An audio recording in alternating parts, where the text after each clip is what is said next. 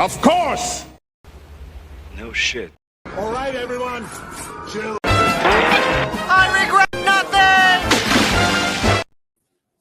Hi, everybody. Oh my God. We discussed it. We lost one right away. I think she's probably just having some connection issues. So, and there she is. So, hello, everyone.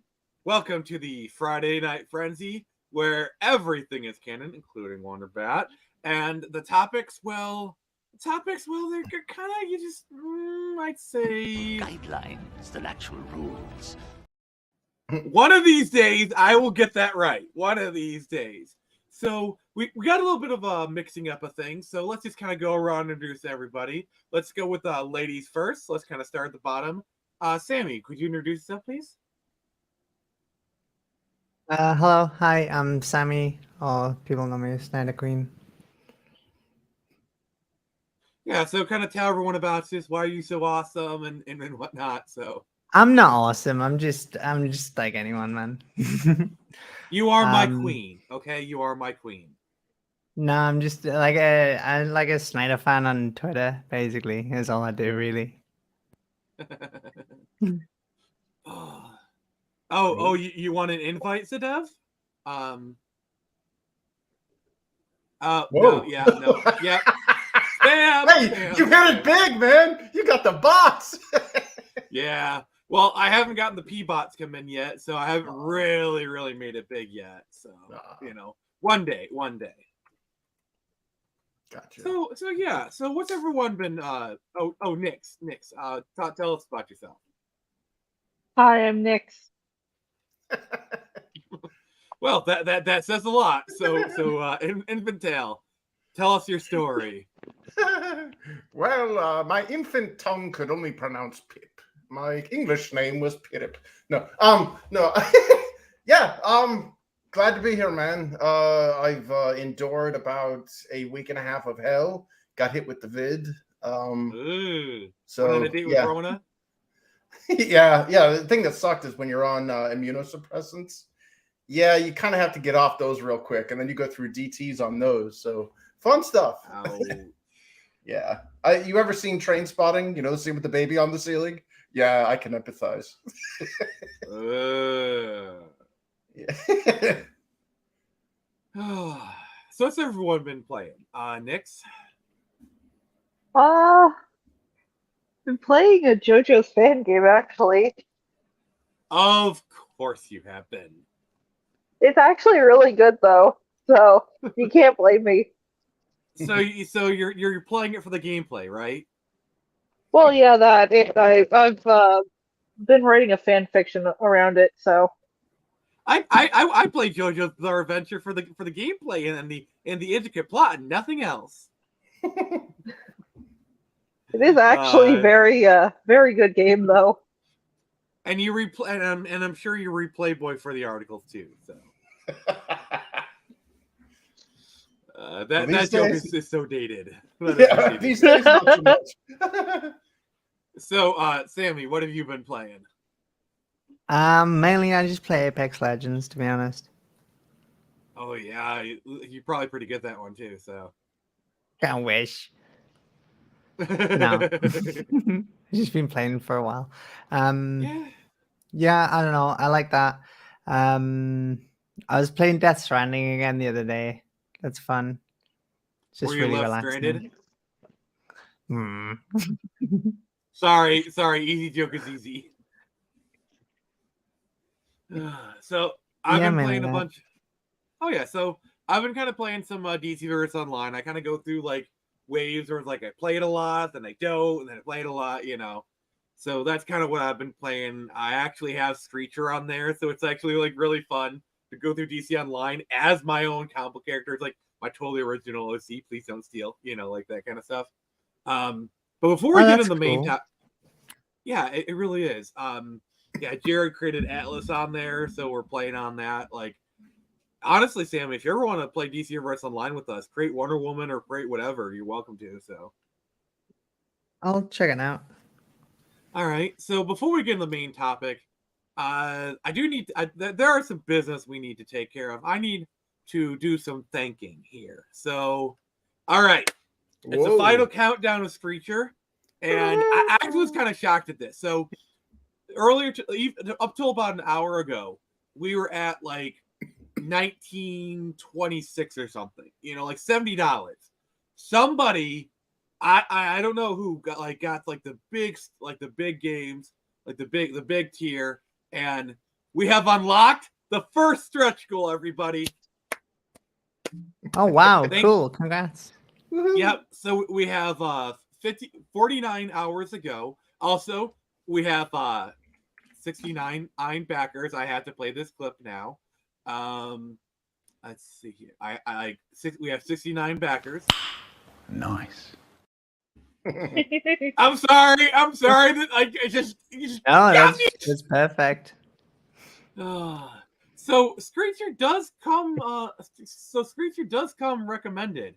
In fact, I got a really good endorsement here a bit ago. Hi everybody, this is Zack Snyder. I'd like you all to check out this amazing comic called Screecher, made by the Every So Cool Phoenix Press. It's currently on Kickstarter, so give it a look if you want something to fill that void. We talked about this. I'm not affiliated with Geeks and Gamers. that is AI, guys. That is AI. Just straight up. That I created a Zack Snyder voice sample, plugged it into an AI voice generator, and did that. Sammy, what is your reaction? I'm not really a fan of AI. I gotta say, I don't know. I just it's a toy to me. It's a fun toy. Like, it's not something I'd use for my creative projects, but I do like messing around with it. Like, and it's just so funny hearing Zack Snyder like new Screecher, but hey. Can you make him say, "Hello, Smithers, you're really good at turning me on"? I can. I can. You should be. I will say though, like, you should be careful about that stuff because someone's getting sued for doing that to people. Yeah, that's why I'm making it very clear on the stream. That was AI. That was not actually Zack Snyder endorsing Screecher. That was AI. Like, I'm being very like that's not actually Zack Snyder. Like that's why I'm being very vocal and upfront about that. You know.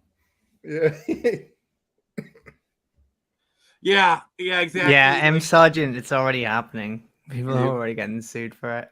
Yeah, we have like that was last week's stream, guys. But like, so anyway, so we got 49 hours left to go. We got our first stretch goal. Next one's at 2,500.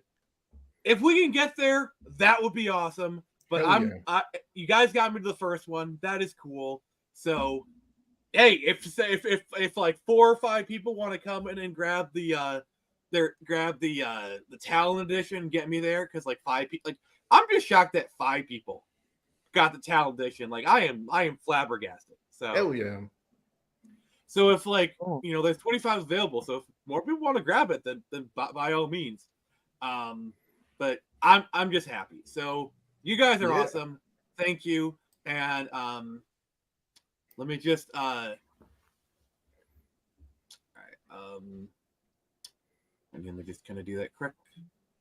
Let me just grab this link real quick, and then no. There's that. Oh yeah. I'm sorry. I'm sorry. I got to do this right. Don't forget to take it down. Oh man, everyone's riding my case. Oh dear God. Okay. All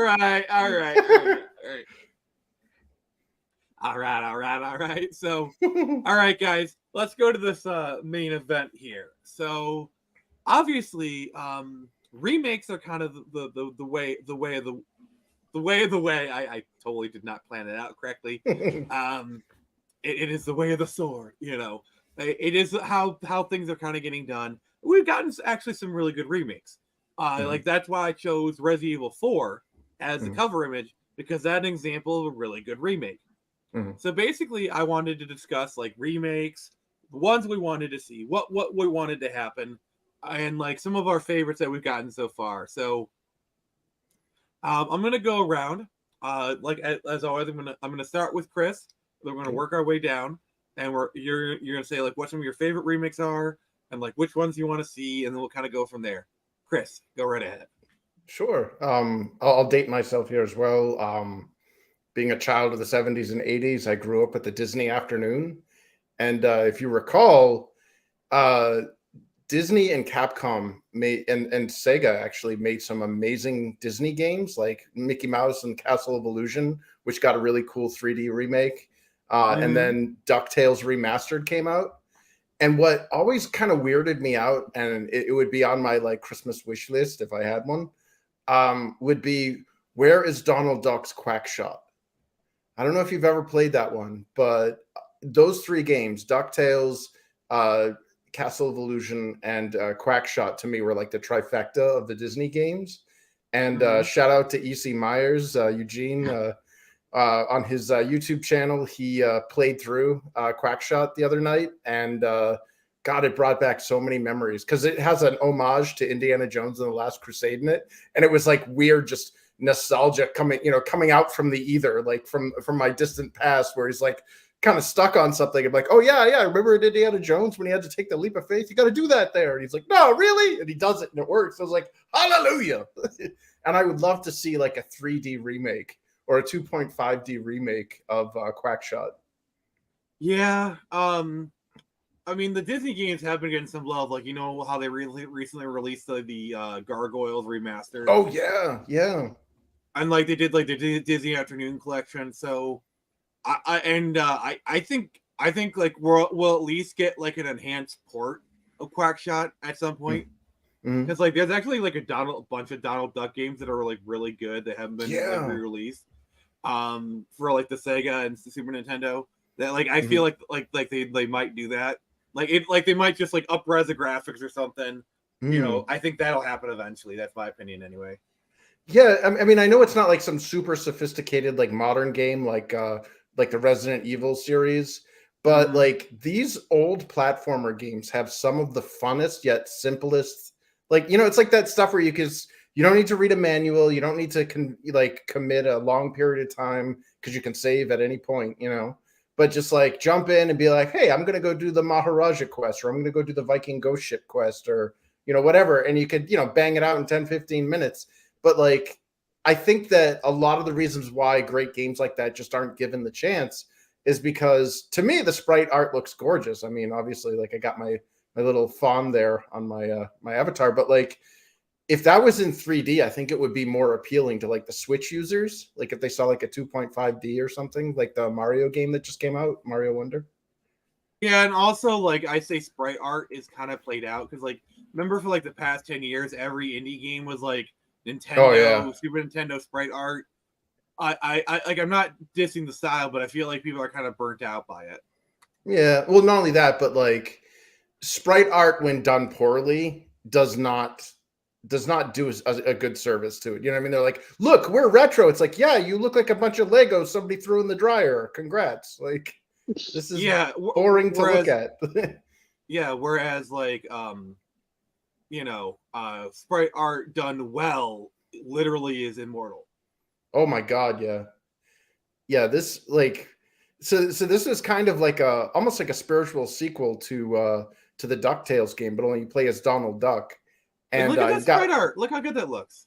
Yeah, and he's got like a whole series of moves. He can do like a sliding dash, and like he can get a plunger to jump onto those flying animals and use them kind of like a grapple. So it's a fun as hell game, and I think I feel that it will probably get overlooked because it's archaic by today's standards. But my god, a remake of this. Nix, Sammy, are you familiar with any of these games? Like the Castle of Illusion, you know, like Disney games of this era? Yeah. There was a Mickey's Castle of Illusion or something. Yeah. That was on was it on like I can't remember what console. Mega Drive. Mega Drive. Yeah. I had that. That was really hard.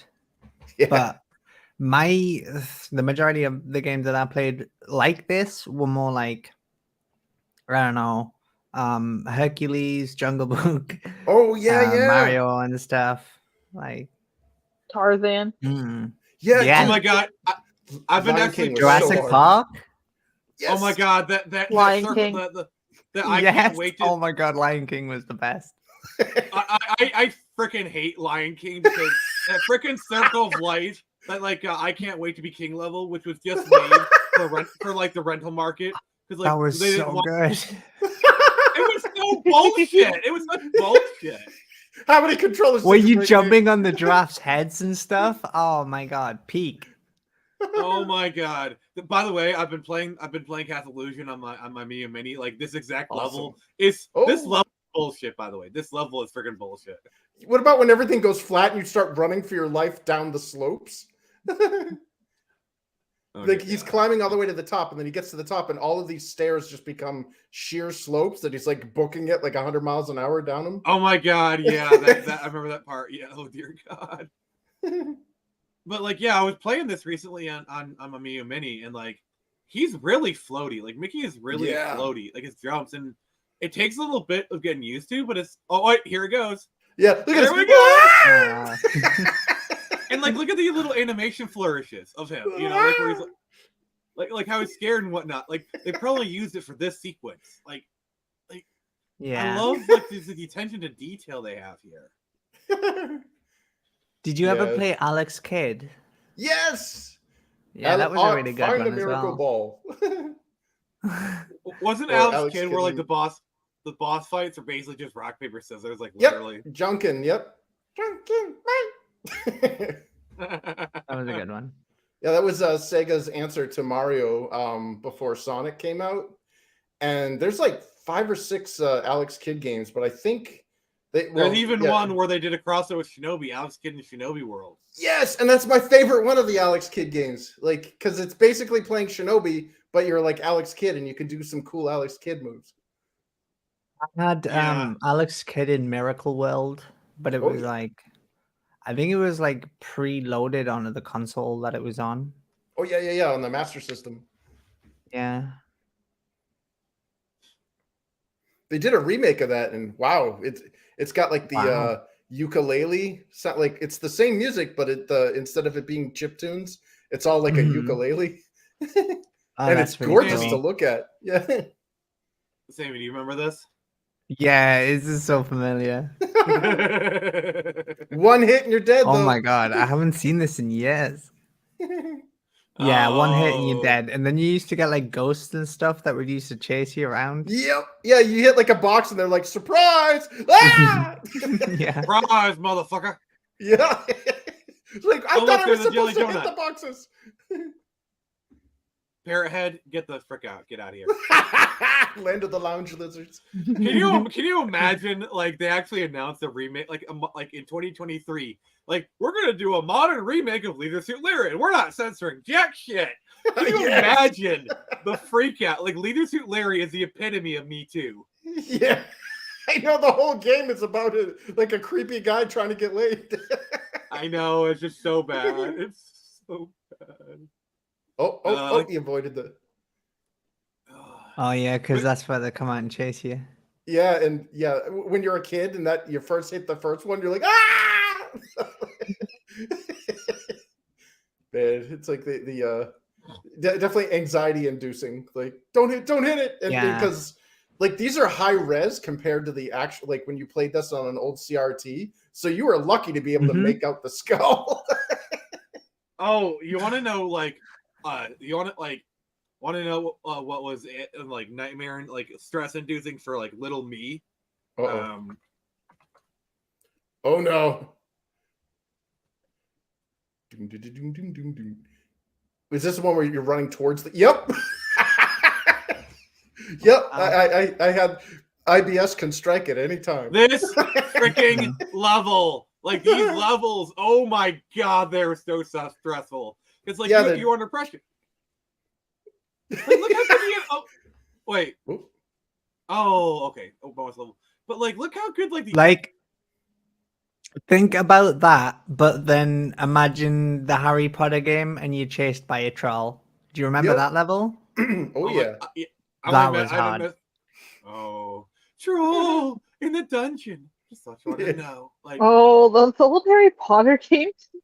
So weird. My mom had it for, I can't remember. I think it might have been the PS1 version.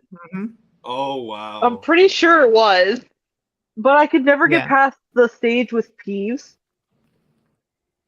Oh, So that I was don't- so hard. That's kind of the magic that's kind of been lost now, where like it used to be that like different versions on different consoles were actually like totally different games. Like for example, Aladdin on like the Super Nintendo and the Genesis were literally two different games. Yep. And the Harry Potter ones, like this, and I love watching those YouTube videos where like they go over the differences between like different versions, and it's just so fascinating.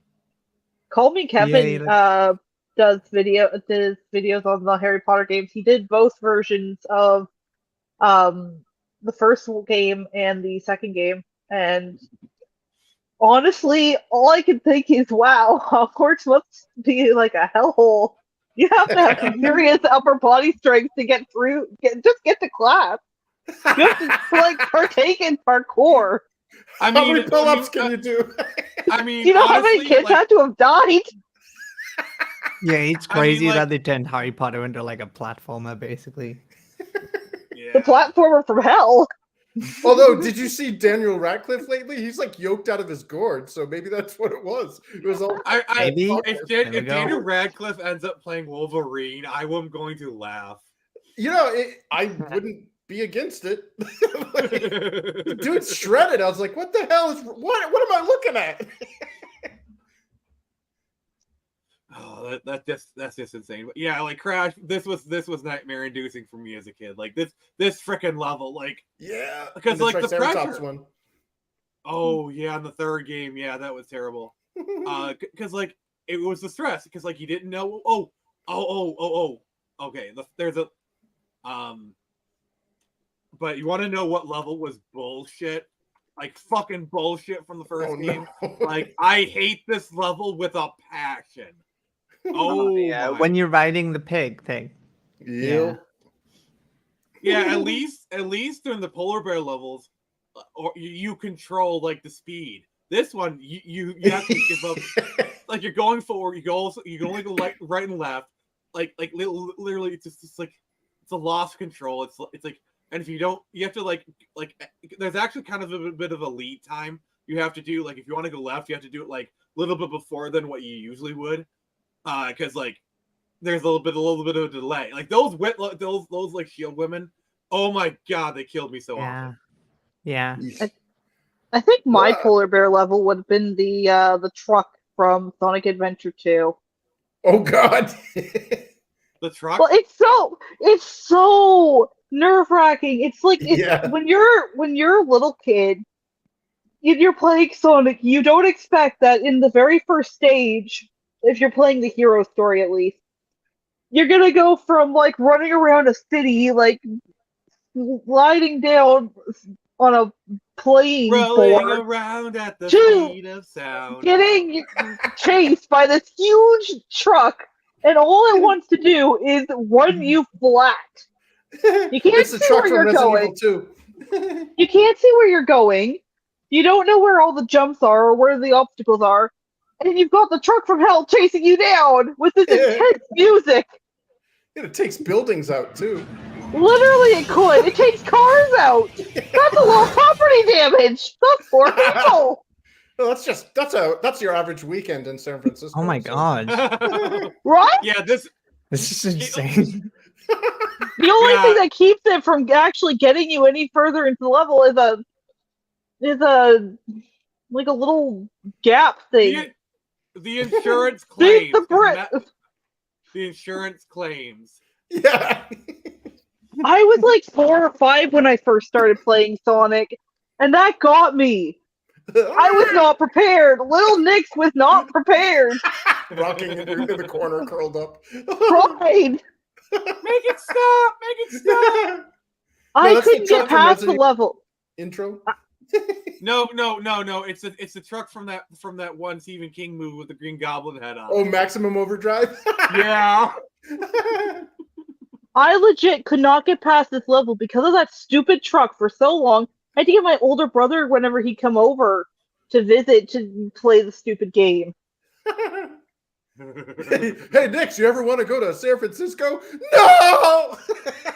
Oh, imagine you're in San Francisco and you see like a big semi truck coming up from towards you. It's like, oh I'm my not god, my kidding. PTSD is activating. I'm not even kidding. I'm pretty sure I do have PTSD because, like, for years after, I'd have dreams, like nightmares of a truck chasing me. Jeez. Oh dear God. Damn. All right, Those are some deep What, scars. Yeah, What, can't stop truck will get me. Sammy, what levels traumatize you as a kid? I think that's pretty much our topic right now. So.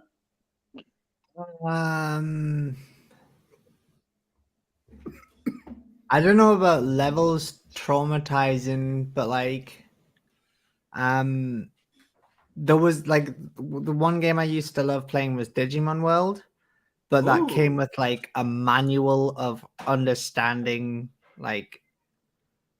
Now, Digimon World 1, 2, or 3, which one? Because they're all the different. first one for PlayStation 1. How many times did you end up getting a Sukamon? But that's the poop one, right? Yeah, Oh, that's Numamon. See, Numamon, it happens when you're shit out of luck. Right. Yeah, but then you take it to the toy factory, and then you can get the Teddymon champion. That's really cool. But yeah, no, it was just like, I really love playing that game, but it was like I had to like follow a guide every time I played it just to get the right Digimon. Like I found that really hard. Yeah, I love those Digimon games, especially the ones for the PS1. But yeah, they are very obtuse. But like I love the games where like you got like a lot of stuff to grind. Like, but yeah, I got it right here. I mean, this it was so like, good though. Yeah, it was basically. But the fights were really hard. I never completed this game. Never got to. I only every time I play, I don't really play for a few hours. I don't really get too far in it. I need to make a proper run for these games. One time I owned all the games, but like, I think this has got to probably be the hardest game I've ever played. And like I've never completed it. But like it's just such a weird game to play as well, because it's like such a task to play it, but it's so much fun. No, you're not, Shane. We're just kind of talking about like games that traumatized us as kids and whatnot. So, oh yeah, like, this game definitely done a number on me. I can literally hear it. I can hear all of the animations in my head all of the time. Die immediately. Oh, okay. That was actually okay. He's actually talking. Never mind. But like, so what video game remakes you guys want to see? Which? Yeah. I want to see another remake of Last of Us for like the 10th time. Yes. Wait. So we remade it for the PS5. Let's remake it for the PS5 again, because this time, I'm sorry, I don't want to go any further, but yeah, the quest for more money. Like they're already like I heard there's rumors they're gonna do a Last of Us 2 remake for already. PS5. I wouldn't be surprised. Naughty Dog are going crazy chasing that green though. Yeah. They're giving Rockstar a run for their money as well. Yeah, well, supposedly Rockstar is going to be releasing GTA 6 here soon, but we'll see about that. Yeah. I gotta say, like, you heard the rumors that it's supposed to be like a woman and a guy protagonist, like a Bonnie and Clyde thing. Yeah. I gotta say that's kind of interesting. I'm kind of intrigued. Yeah, that's gonna be really cool, I think. I just worry that they're going to compromise their irreverence. Part of the charm of GTA was its political incorrectness. And I watched an E3 panel of them talking about how they, the whole inclusion and all this and I'm like, dude, that's a bad sign. Like, part of what made GTA so endearing was the fact that it was so horrifically you are literally playing a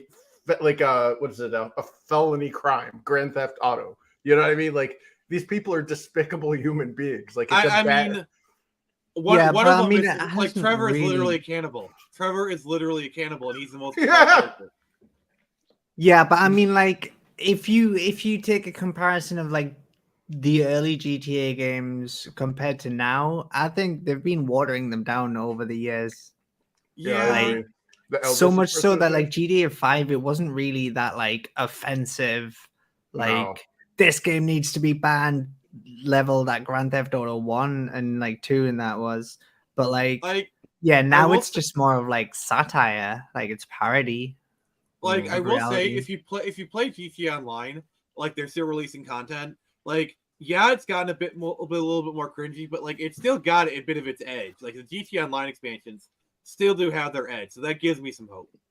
Oh yeah, no, I'm saying like it's got some tongue in cheek, but it's lost all of its bite, I think. Yeah, I agree. Yeah.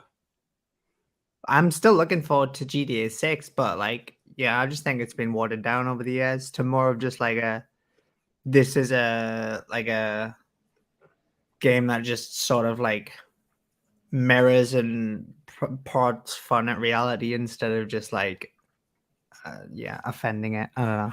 Yeah, no, you can't run over Elvis impersonators in this one. Yeah, I mean, like, it's like, but at least you can still screw prostitutes and kill them and get your money back. Yeah, that's well, like I think part 3 or maybe part 4 kind of peaked with like the offensive stuff. Like I know you remember the hot coffee controversy. I mean, that wasn't even in the game. That like no, that was what made it so insane. Is like, and this was back when game journalists were actually on the side of the customer when they're like, guys, this was something that somebody modified. Sure, the source code was there, but your average customer could not access this. And like, okay, PC customers, they need to download a mod. Like, it's possible for little Jimmy playing GTA San Andreas on PC to access it. But even though it's on the disc for like the PS2 and Xbox, outside of like hardcore modders, which even like even now they're a small percentage. Back then was like a rounding error of 1% of people who would be able to access the content on PS2. Like Xbox a little bit easier, but like just like it just got ridiculous. Well, that, and if you like, I remember playing it and I had the mod and I played it and I was like, this was what they were flipping out about. Like they had their clothes on. There was no like naked textures. There was no. It was literally like crappy sex mini games. And yeah, then, you like, can see why they cut it. You can see why they cut the feature because it's kind of boring. Yeah, and then what sucks about it is like they flipped their wig all about that. Yet, like a couple years later, God of War comes out, and that's literally the same freaking thing to like gain back health. Like God of War, he's got his little harem of chicks. He goes over there, and I'm like, what? This is what you were talking about, like, you know, canceling Grand Theft Auto over? What the hell? Yeah. Hey guys, what have I missed? Hey. Dogs and cats living together, mass hysteria. Oh, so the norm then. The usual stuff. Yep. Yeah, pretty much. Like,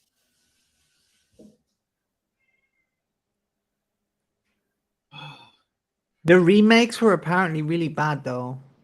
Yeah, they were. Like I think the trilogy, didn't it? Oh, are we talking about the GTA remakes? Those were god awful. There was actually a glitch that happened on one of them that literally replaced all the wall textures with face textures. Horrifying. That's horrifying. It was one of those things where you could literally say CJ screams because he did not understand if the house was made of flesh or if he was made of house. I have no mouth, but I must scream. That reminds me of a game for GameCube, like years ago. You used to have a sanity meter. Yeah. Eternal Darkness. Yes. When your sanity meter runs so low, like the walls get like faces that come out and like scream at you, and the like blood comes down. That was crazy. Oh yeah, your controller disconnects. Yeah, I used to intentionally go nuts in that game just to see what would happen. Yeah, I don't know how they do it today because like a lot of them were still like literally some of them it's like we're turning the volume down on your TV, but it's like the 2000s TV volume. Yeah. Well, the thing is, I'm such of that era that even just seeing that today, even though I've not seen it in years, it still gets me. Well, how because, about because in my mind, that's still how the volume control is supposed to look. That's how it's normally. Yeah. Well, how about like games like Metal Gear Solid on the PS1, where they're like, the only way you could defeat Psycho Mantis was plugging in a controller into to the different. I think yeah, that do was that so on good. the. So I think the closest we've gotten to Eternal Darkness in modern day is Doki Doki Literature Club, with that kind of like meta, the game going beyond. Oh yeah, because the game will literally mess with the files in your computer. And part of the gameplay is you literally have to delete files from the game directory, and then it reacts like, "Oh, why are you deleting me?" Like it's. Yeah, it's crazy. That's one of those really cool ideas where. Wait. Movie theater King. Yes, we are live. So just letting you know. Yeah. Go ahead, Sean. But just like the games of old, where you'd have to mess with the console in some cases, like with Psycho Mantis, it really picks up on that and takes it to 11, where you actually have to get off the game, get into the file, and mess around with your actual computer. Don't you?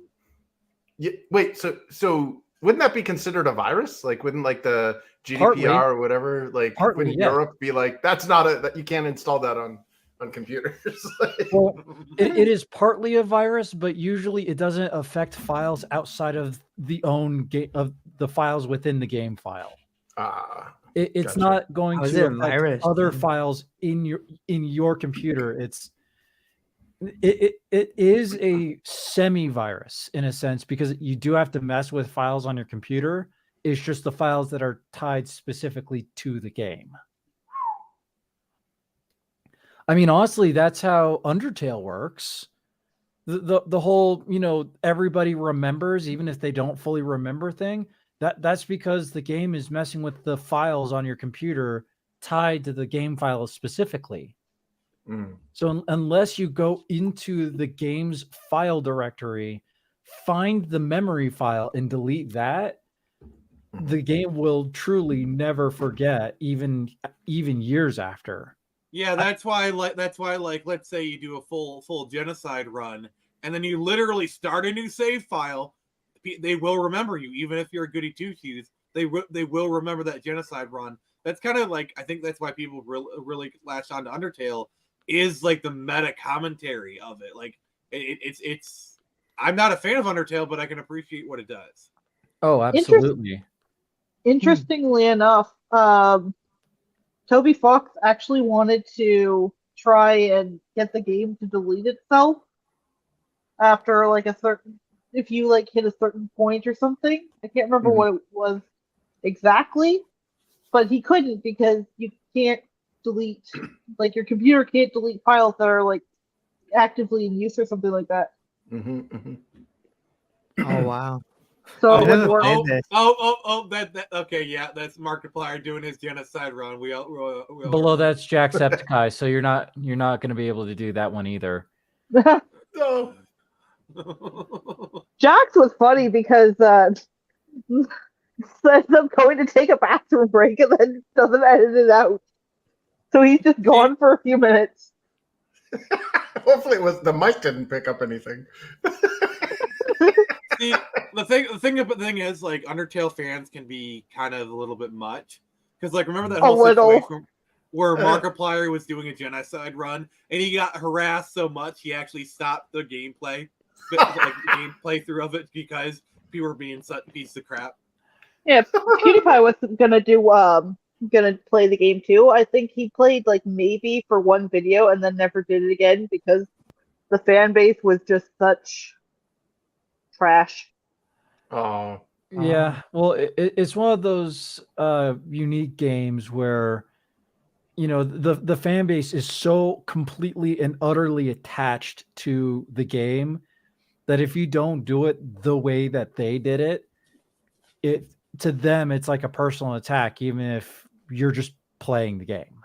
Yeah, I mean, you could say that about like so many communities, but I don't want to get into that can of worms. Yeah, exactly. So, Now, hey, so if I can Fair fan bases are If I trash. could broach the subject of a game that I would love to see be remade in today, Yeah. Golden Sun. Oh my God, Sharon, I love you so much. Mwah, GBA, mwah, mwah. baby. Okay, that was actually going to be my pick. So, like, basically, this just gives me an excuse to play Golden Sun footage. But Sharon, just go ahead. You have the floor, sir. Yeah, I mean, honestly, Golden Sun is one of those Game Boy Advance games that was truly a sleeper hit. You've got Final Fantasy, actually above Final Fantasy level battle tactics. Look how good that looks. This was on the GBA, and this was a launch window game, by the way. This was originally made for the N64, which is why the graphics are so good and why you have that whole 2.5D, which is honestly what, in my mind, makes Golden Sun so special back then, at least when it comes to the mechanics, is it's 2.5D. You get to see the camera pan around ever so slightly, and the art style is just amazing. And the music, even though it's bit crushed because it's basically a SNES sound chip that GBA speaker was terrible. It was awful. But the music of it was amazing because guess who did the music? The Tales of composer Moitoi Sakuraba, who also did Dark Souls.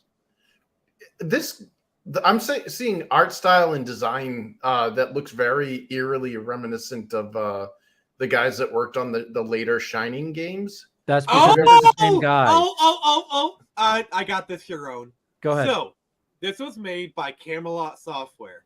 Camelot Software did the Shining games for Sega. They did Shining in the Darkness. They did Shining Force. They played Beyond. They made Beyond the Beyond. Which, if you play Beyond the Beyond, you can see Thor's Quest.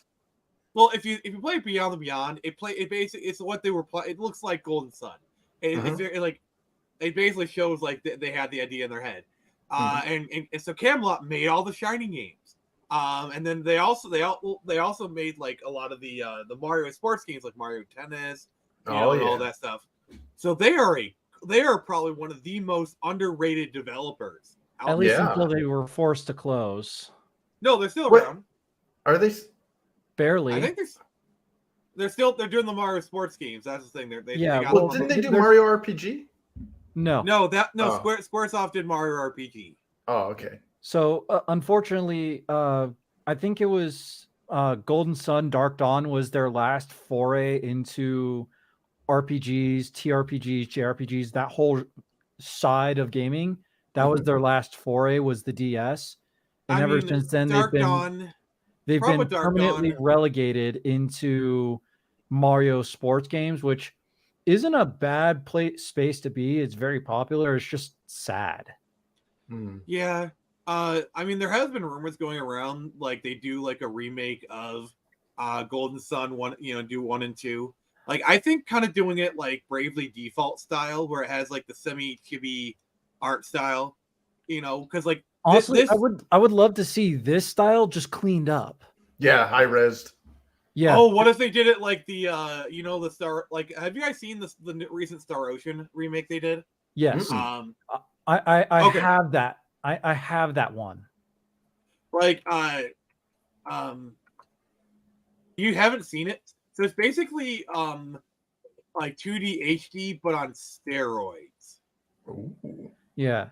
One thing before we switch gears here, though, I do want to say that Golden Sun had a big drop-off point, but after 2, because 1 and 2 were essentially 2 halves of the same game, but because the game was so big, they had to split into 2 GBA cartridges. Take a look at this. Wow. Take a look at this.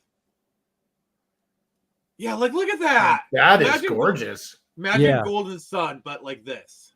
That would be awesome. I would kill for that. By the way, if you guys haven't played Star Ocean, you need to play Star Ocean. Oh yeah, it's basically the original writers for the guys who did the original, and I mean the OG Tales of. We didn't even get that in the States. It's Tales of Fantasia. I think Tales of Fantasia did come across eventually. Like, I know it came out on the GBA. It came out on the PlayStation 1, but it was so poorly optimized it basically flopped and killed Tales until the PS2, with Tales No, of GameCube. Abyss. Yeah, Tales of the Abyss, and like I'd say like the Tales of games really didn't catch on until Symphonia. Yeah, no. Symphonia was definitely the one where it cemented its popularity. Yeah, and in Star Ocean is always gonna have like this weird thing where like we didn't get Star Ocean 1 until it came out for the PSP, but like everyone played it through like fan translations.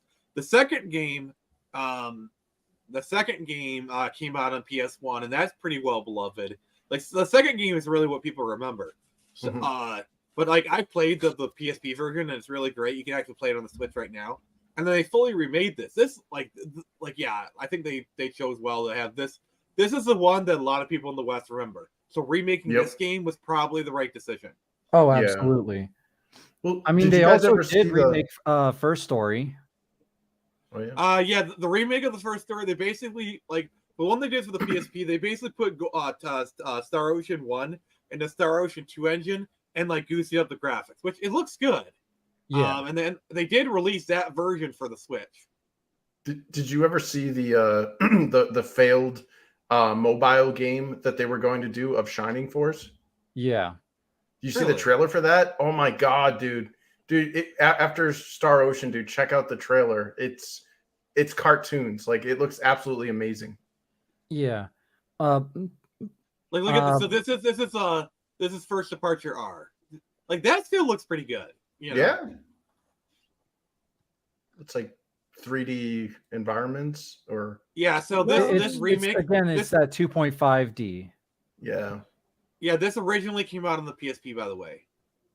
Also, yeah, you can tell this is Tales of like cutscene levels. Yeah. Yeah. But the one thing that I always Oh my god! Spider-Man voices the hero! Bully Lowenthal. If I ever meet him at a convention, I'm gonna ask him to do the shocker thing. He's like, fine, this is like the third time I've done today, but okay. But yeah, like,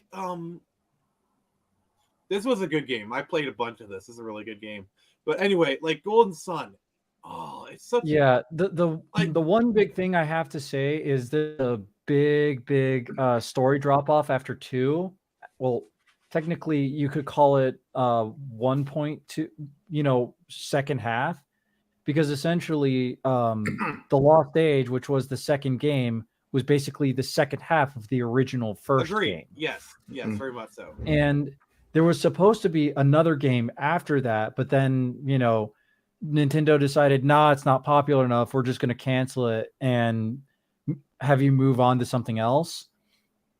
And then it got a cult following, so they decided to go back and redo it. And then they did Golden Sun Dark Dawn, which basically had a massive time jump. And instead of following the original Heroes of Vale, which is their official title, it follows all of their children. Which honestly, it's not bad. It's just disappointing. See, it and was that's not a a bad problem game. with It was just a disappointing follow-up. See, that's a problem with like a lot of modern media. They think, oh, we'll just have it be like the children of them. We'll have the original actors make an appearance. Like they can have the original actors like appear, but like we'll do this new like this is what I call the era of like soft reboots. Like Jurassic World was a soft reboot, and it kind of worked. Because like Jurassic World worked. I like Jurassic World. Yeah, like it's not a failure, but like think about Jurassic World is they actually took the time to develop good characters. A lot of them don't, and the thing is they're their own distinct. It's not like, oh, this is it's like, oh, this is like Rey is Luke Skywalker, Poe is Han Solo. It's like it's very obvious the archetypes the Star Wars characters going to fill, but like Owen Grady, it's like he's he's not really any like archetype. He's not Ian Malcolm. He's not a Alan Grant. He's an Owen Grady. And I think that's why like Jurassic World worked, because they took the time to make actual characters. Sammy, what's not your only thoughts? that, Golden Sun is one of my 3 main inspirations for becoming a game dev. Mm-hmm. It's Legend of Zelda, any of them, but generally kind of Wind Waker or Twilight Princess, Ys or Tales of, both kind of fit in that same slot, and this. because those were basically my first games. And the one thing that's really neat is with Golden Sun's approach to a JRPG is it approaches it much more from the Zelda formula.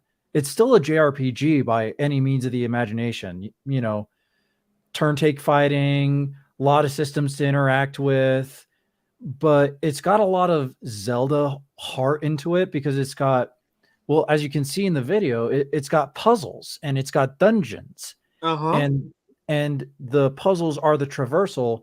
And even though you don't get unique items, if you spend the time to level up, you get unique powers that will allow you to traverse. Items. There are unique items, like the weapons you like. The weapons you can get. There are unique items. It's just not the same way you would think of Zelda items. The weapons have special attacks. Some items will give you special synergy, which is the magic system. Well, I'd argue, because like the whole point of a Zelda item is, you're trying to like go to this area and it's like you need to traverse a crevasse. Then you get a hook shot. And the synergy are basically the items. Like they're like, for example, like the twister, it clears bushes. Like the push thing, like I think it was a stroke of genius to have these like out of field synergies to let you have these Zelda style dungeons. Because like I actually never thought about it before, but like when you put it that way, yeah, like the lighthouses are Zelda dungeons. They are very much Zelda dungeons.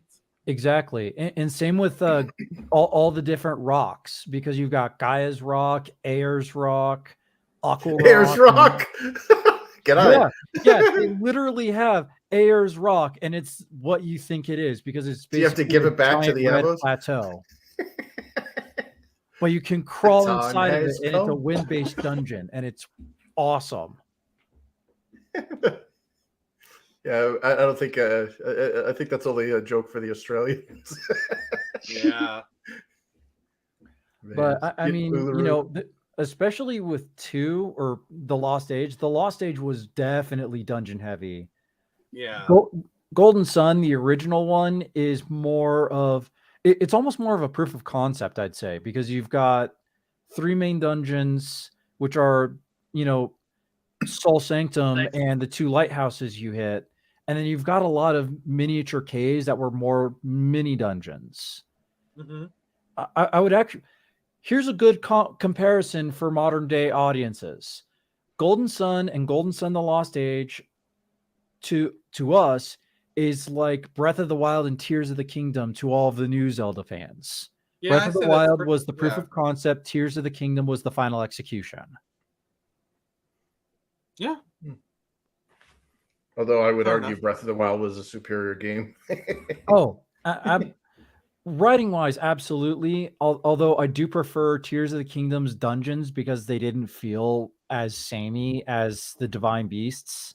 Don't get me wrong, I love the Divine Beasts, but once you got inside of them, they kind of felt like you were traversing the same dungeon 4 different times. Yeah, I haven't played Tears of the Kingdom because like the whole like fuse mechanic kind of turns me off because it's like you see all these people making like literal Gundams and like I'll feel bad. It's like I fused a rock to a stick. You know, it's like I'll feel bad because I want to make this cool stuff and I can't. Like that's what I always hate about like when they add those kind of systems where like people show off. It's like I feel bad because I feel less of a gamer because I can't do those kind of things.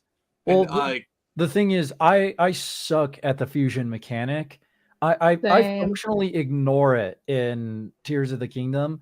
You can call me a shitter, you can call me pathetic, all you want, but I'm gonna play Zelda like an absolute Zelda, and you know what that means? Swords and sorcery all the freaking way, man. And it becomes 100 times harder because that's how I did it too. I was like, I want to do it my way, and the game allows you to do it. Unfortunately, it's like trying to ice skate uphill, you know. Some mother ducker's always got to ice skate uphill. 9 ways to Sunday.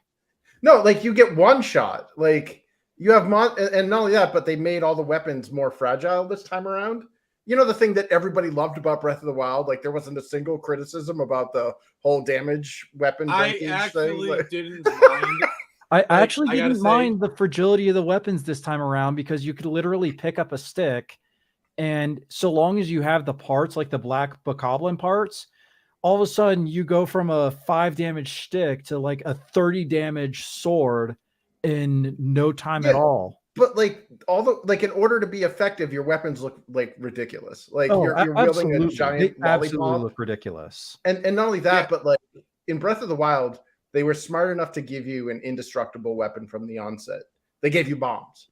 Like I can't remember how many times in the early game where I just ran around moblins and stuff, just dropping bombs on them. And eventually, like I mined minerals and just used my bombs. But in Tears of the Kingdom, they don't give you any infinite weapons. Like you literally lose the Master Sword. So you're basically, there were scenarios where you are 100% helpless. And now, I will agree that is one of my biggest gripes about Tears of the Kingdom, because everybody agreed in Breath of the Wild that the Master Sword breaking was a stupid idea and we should not revisit that again. They fixed it in the Master, the Champion Ballad update, where if you completed that big old trial, you could essentially have a unbreakable Master Sword, which was amazing. And then we went back to, the Master Sword's going to break again. It's like, no, we already went over this. We fixed this. We don't have to go back. What makes it even worse is that, and this is kind of a huge spoiler, so like, but I have to spoil it because this makes it so much worse that they did this. They went back to, so they basically put the Master Sword back to its base strength from Breath of the Wild, which was like, I don't know, 30 or something. Yeah, crap. And it makes no sense because if you go through all of the Dragon's Tears quests, you find out that the Light Dragon, the one who has the Master Sword, is Zelda, who's had it for, as she puts it, not even thousands. It has to be like somewhere around millions of years because she specifically says at the point when she goes back in time that she's found herself at a point in time that is so far beyond recorded history, the founding, the very beginning of the foundation of Hyrule. Yeah, didn't she have the light sword in Twilight Princess? Because like there has been like a design for Zelda's sword for gosh, a long time. They just never really put any lore behind it, and I actually like the idea of like Zelda having her own version of the Master Sword. I think that's fine. I think that's cool. But no, the thing is that the Master Sword went to her, where she was in the past because it was damaged by Ganondorf. And she's basically been a dragon this whole time for like hundreds of thousands, if not millions of years, with the Master Sword resting inside her. Yep. So the light being repaired. Yes. There's this big epic like cutscene where when you eat it's supposed to be sacred stone, but they mistranslated it to secret stone. When she eats one of the jeweled cashews. You're not supposed to do that, but you learn that that's what happened to the Zonai race, is they all got draconified by eating their magical cashews. And she not all of them, but most. Yeah, of them, one of them actually sticks around in the Pyrrhoped, but like basically she eats it, turns into a dragon because she can't figure out a way to travel to the future. So she figures if she becomes an immortal dragon, she could at least keep imbuing the damaged Master Sword with her power. Yeah, and I will say I thought at the time of Calamity, Zelda put the sword in its resting place and it's been recharging. Yes, because I don't mind I don't mind the idea of Fiona the spirit being weakened because like Fiona is like 20,000-year-old spirit. Okay, it's weakening over time. It's not as powerful. Needs to recharge. Like that's fine. I thought that was a fine enough mechanic. They didn't even go into that. Like there was no Triforce in this game or anything. Not really, no. But in the beginning of Tears of the Kingdom, Ganondorf shatters the Master Sword. Yep. And it goes back in time after you get through the starting area. It goes back to Zelda, and that's where it is for like the majority of the game until you finish a certain quest, and then Link gets it back from her, and it's supposed to be improved, but it's not improved. It is the same strength that it was before. This is bullshit. What the hell? But if you were to pay attention, you would realize there were two Master Swords that existed at the same time, because it was the one that was in the Lost Forest or the Lost Woods, and then there's the one stuck in the Light Dragon's head. Yeah. What the hell? Here's the really sad part. Plot you can twist. literally fuse weapons in the game that are stronger than the Master Sword. Yeah, I have with Lionel parts. Yep, same here. And in fact, that's what I fought Ganon with. The part that drove me nuts with Tears of the Kingdom was when Zelda is brought back in time, they automatically Mary Sue her, where like they all accept her and everything. You know, like these weird, like, I don't even know what the hell I would describe the Zonai look like. I actually laughed when I saw his little itty bitty legs, like fuzzy dragons. Yeah, he's like, you know, he looks like a goat and a dragon or something. But they're like, Zelda meets Ganondorf, and she's like, Rauru, that's like the Zonai King. Rauru, that guy gives me pause. Ganondorf gives me pause. And I'm watching this game go, you dumb bitch, you just spent over a century fighting this fucker. Of course it's gonna give you a pause. What the hell is wrong with you? To be fair, though, Rauru and Sonya, they knew he was bad news. And they knew. Well, here's the other thing that I wanted to put up, because technically Breath of the Wild and Tears of the Kingdom are both remake reboots. Mm-hmm. Because Breath of the Wild is a remake reboot of the original Legend of Zelda, the very first one. Let's be honest. Hang on. Okay. Cook. Tears of the Kingdom is a remake reboot of Ocarina of Time. It touches on the same plot basis, the same plot points, even though it's not the exact same story. Now, go ahead. Okay. The thing is, you can say that literally about every Zelda game, because like Twilight Princess is a remake of Ocarina of Time, full stop. And like every Zelda game is a remake of something else. Basically, every Zelda game is basically just telling the same story a different way. The whole timeline BS was just like the fans demanded a timeline, because Nintendo never intended to make a timeline. Like I actually watched this video of like the timeline of the Zelda timeline, where it goes over like the history of how Nintendo, like there was a point in time, okay, where Link's Awakening, like you know, in Zelda 2 when you're crossing the river and it's like there's a blackout and then like you cross the river. Literally, at one point, Link's Awakening took place during that screen transition. That was official canon in the 90s. Yeah. Well, when I say it's a remake, they're remake reboots, I mean like they're essentially saying, okay, you know what? No more triple timeline. Literally, this is the word from the directors. Everything else that happened before Breath of the Wild is considered the age of myth. There's not really a timeline. Everything is just stories. They're all kind of misremembered and put here and there. And now the new canon is Breath of the Wild forward. And it doesn't make any sense. the way that I understood it was all the timelines basically just kind of converged onto the Breath of the Wild timeline. That's why you have like stuff like Lon Lon Ranch. Like you have stuff from multiple timelines showing up in Breath of the Wild. And like, I mean, it's 10,000 years, you know, like you want to say all of them converge and like all three of those timelines happen. They just all converged into one. It's a little bit janky, but okay.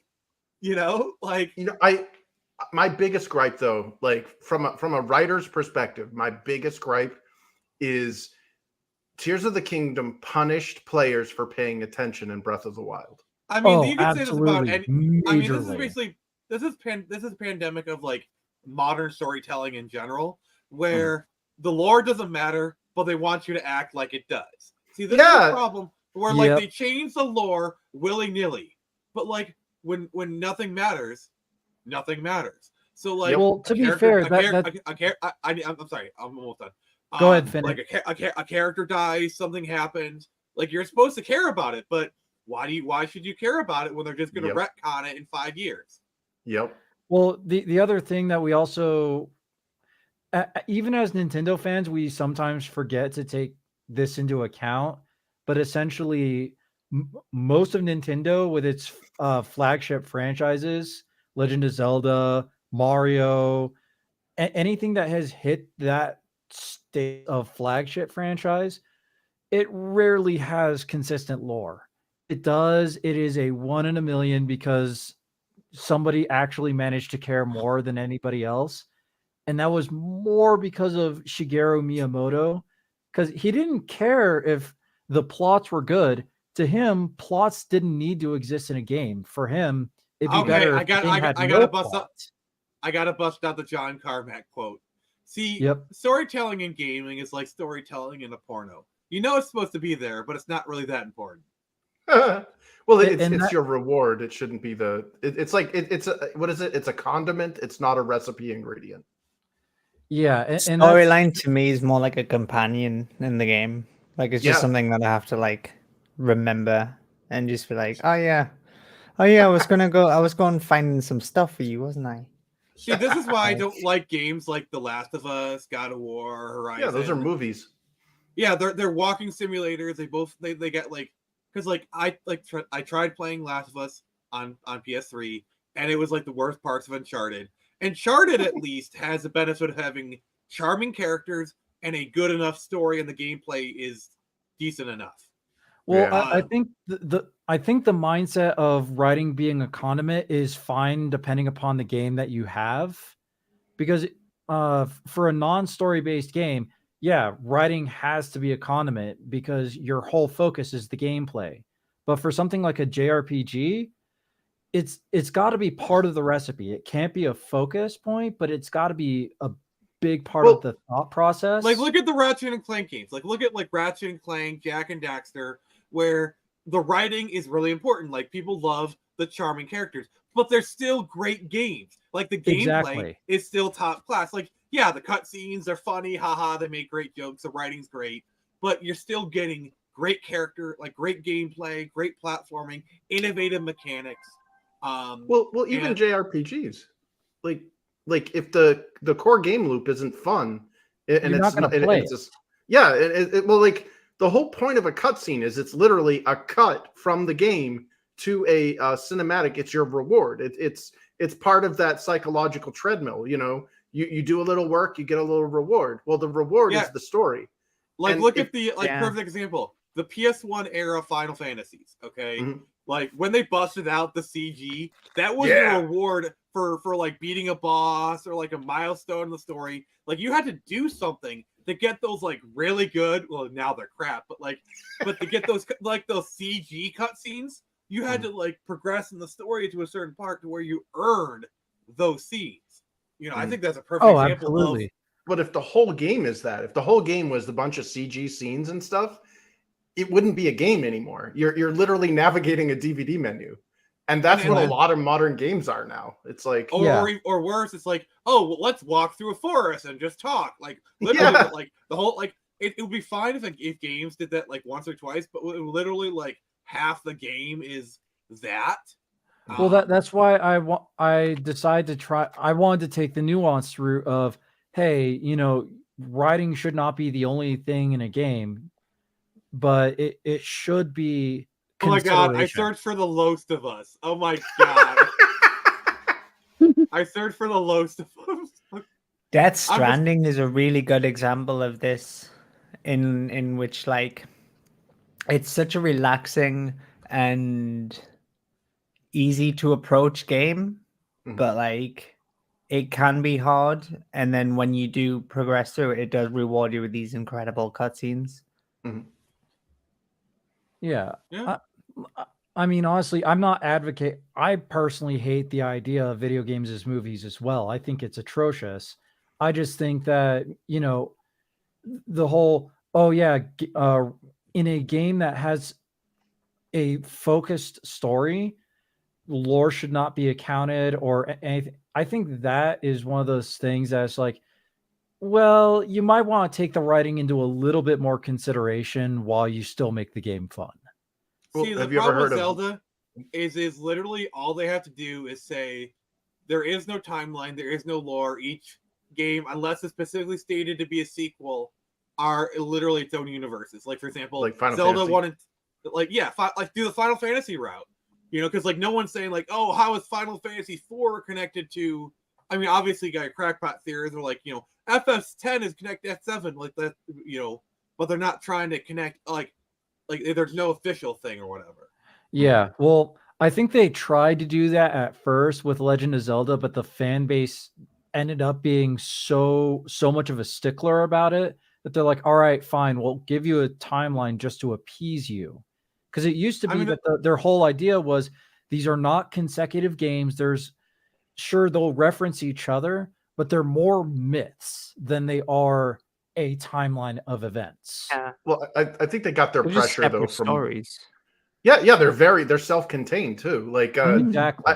I think where they got their pressure from was from their secondary merchandise. I don't think it was actually from the players, because people are like buying these like encyclopedias on like the lore of Legend of Zelda, and they're like, what the hell? None of this makes any sense anymore because you just released a new game and none of this crap is even relevant. And they're like, oh, well, it's part of a bigger universe. Like, no, it's not. It's literally just for this Zelda. Like, I mean, honestly, if they really went and stuck with their guns and went, hey, look, if a game is a sequel to another game, that's a rarity. Most of these games are self-contained single myths of a particular world, and not all of them are going to align. And then their secondary merchandise was more about like the creation of it and maybe like some of the hidden aspects of each game. Perfectly fine. Let the Final Fantasy. Well, basically, you're basically describing what Final Fantasy does. Yep. You know? Yeah, exactly. Literally the Mario games. None of them are really sequels to each other. Yeah, Exactly. Pokemon. Yeah, none of these. If they stuck to their guns, the developers would be happier, and sure, a section of the fan base would grumble and gripe about it, but the rest of them wouldn't be all that mad because Pokemon is hey, more Zelda, they can be wackier and they can try new things. So someone mentioned Pokemon. That's like actually really interesting. Sammy, thank you. So that's so, like Sammy, the perfect example. Because like they reference the old games, like you have Red and Green show up, and it's like you can have characters randomly show up, and like, you know, I think because like I think as far as Pokemon goes, it's like I think it's like Ruby and Sapphire up until Black and White is kind of its own universe, and then anything after that is just whatever.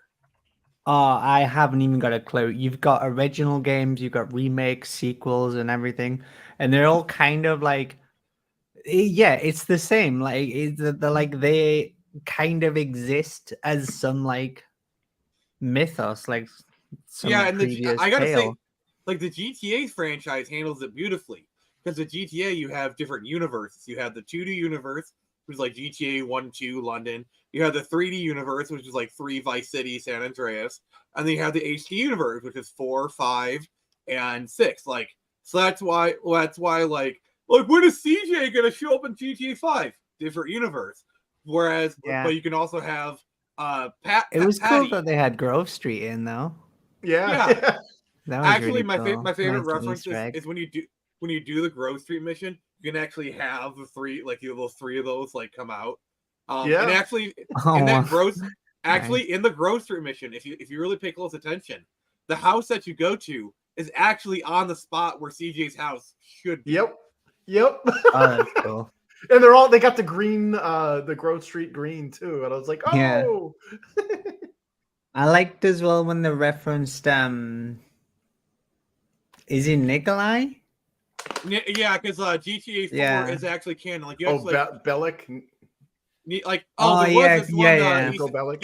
Yeah. Lester literally says there was this one Eastern European guy making waves in Liberty City, but he's since gone quiet. There's actual characters that show up, like the Lost and the Damned guy.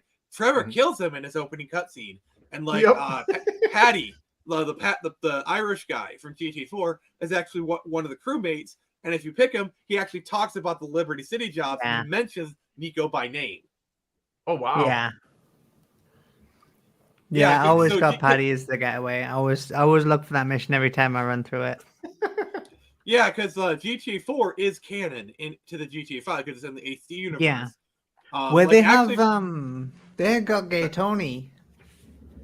Oh yeah, like the Gay Gay Tony Tony is in in the GTA nightclub. 5, yeah. Yeah, he's in nightclub. Yeah, he's in the nightclub.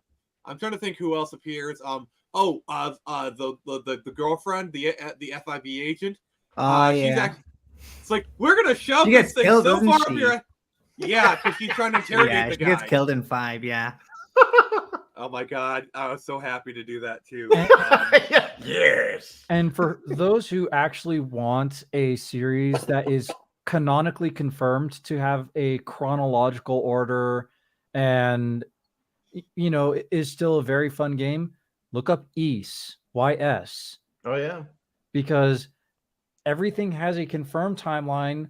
It's all about the life of Adol Kristen. And basically, the games will appear in different points of his life, but that there's eventually going to be a full chronological order of his adventures. Mm-hmm.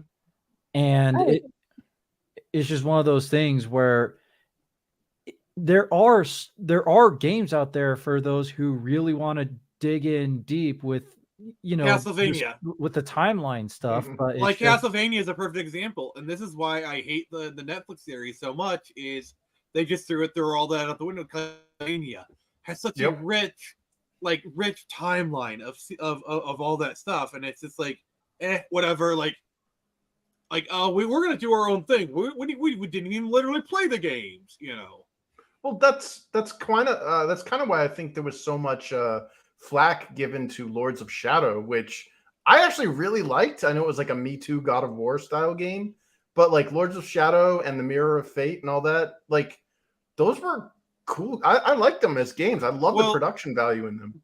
The problem with Castlevania, and this is a problem they reached by the late 2000s, is the lore itself was the problem, because like the thing with Castlevania is every 100 years Dracula resurrects. They had done so many games, there wasn't really that many spots in the lore left to set a game. Like you maybe had they still haven't done the Demon Castle War of 1999, which would have been a great game. But there's so many, there's not really that many spots that you can put games in. So a reboot was kind of needed. Like, do I think they did it right with Lords of Shadow? Probably not, but the intention was noble. Yeah, like if they didn't call it Lords of Shadow, I think it would have been a better received game. Probably. Like, don't even mention Castlevania. Just, what I mean? That's what they're doing at first. That's what they did at first. Yeah. Yeah, like honestly, you got what's that Scottish actor? Francis Bagby from Train Spotting, or he was the Rumpelstiltskin in the ABC fairy tale show or whatever. Oh, Once? Oh, yeah, him, yeah. Yeah, he played the voice of Gabriel Belmont, and he freaking knocked it out of the park. I was like, holy crap, that's Begbie. And sorry, go ahead. Sorry. Well, just to finish singing the praises, the peak and flow, the peaks and troughs of the gameplay, like there were never parts where like, oh boy, to fight more of these. Like they literally figured, like whoever designed the game looked at it and said, hey, we're gonna make the player fight more werewolves in the opening scene. Robert Carlyle. Robert Carlyle. Yeah, thanks. Hell yeah. But like when they were designing that game, they're like, okay, we're gonna throw the grunts, we're gonna feed the player, teach them how to use their God of War tactics, press this for this, do this for this. Okay, we're gonna throw a boss at them. And then they're like, well, we got to pad out time because we can't just be like, okay, we got these cool werewolves and then we're just going to end it there. It's like, no, we got to reuse them for a transitional part to the next kind of ecosystem or the next kit that we've built for our game. And I'm talking in game development terms where like scene 1 is like the werewolves and all this stuff in the village. And then scene 2 is like the forest dwellers and like the demon, like the vampire demon things there, and then so on. So it's like, well, we got these really expensive models that we made with the werewolves and stuff and like the werewolf bosses. We don't want to just use them in that one scene and throw them out. So I could almost hear the conversations with the developers where they're like, well, we could just do act 2 or act 1.5 between scenes 1 and scene 2, where we just throw more werewolves at the player and they kind of walk through the map fighting more werewolves. And I've seen that in other games like Dante's Inferno. Oh, I'm sorry. Yeah, Dante's Inferno did it. And Devil May Cry did it to a degree too, even though that was the one I was originally thinking. But both of those games do it where the peaks and troughs of gameplay isn't very well balanced, and you find yourself, oh boy, I'm fighting more of this shit just over and over. So what they did in Lords of Shadow was they said, yeah, we'll reuse these assets, but instead of you just fighting the same shit, now we're doing a chase scene where you're on the back of one of these the boss that you just fought or a similar giant-sized wolf, and you're treating it like a steed, and you're now hopping from them like in like some buffalo stampede, and you're fighting werewolves that are riding on the backs of these giant werewolves, almost like you're fighting like cowboys and Indians or whatever. And the entire transition, you could tell, was based off of the necessity of them, A, wanting to reuse their assets, getting the biggest bang for the buck out of them, and B, doing a nice stitch job from scene 1 to scene 2, where it naturally and organically flows into the next scene. And on top of that, you don't have the same gameplay over and over and over again, because as fun as God of War is with the beat 'em up or whatever, that shit gets boring. Like you gotta put in the peaks and troughs in your core game loops to break things up, and they freaking nailed it. And again, it sucks that it was a Castlevania game and it instantly put a bad taste in everybody's mouth, because you had Robert Carlyle in there who did an amazing job. You had this cool twist at the end. You had some of the best like set pieces, like the production quality on this game alone, the interface. You literally had Patrick Stewart doing the narration. Yep. And yeah, it was just I was saddened that the game was kind of a bomb. Like it was not the hit that I think it could have deserved. No. Like, yeah, see, that's the boss. Exposing him to defeat and death. Like, yeah, because Castlevania is known for its music and whatnot, Well, A force so powerful that all reason becomes blind. Yeah, sorry, go ahead. I honestly, I think if, like Chris said, if they had not tied this. By the way, this is what he was talking about. Coming up. Yeah. Go ahead, so it's like, yeah. Sorry, just to add in. So see, he's been fighting these werewolves, and it's boring as shit if you just keep fighting these werewolves. And this was the natural part of the game where you're walking through doing this, and they're like, no, that's boring as shit. We got to break it up. We got to throw in another gameplay element in there to do the peaks and troughs of your core game loop.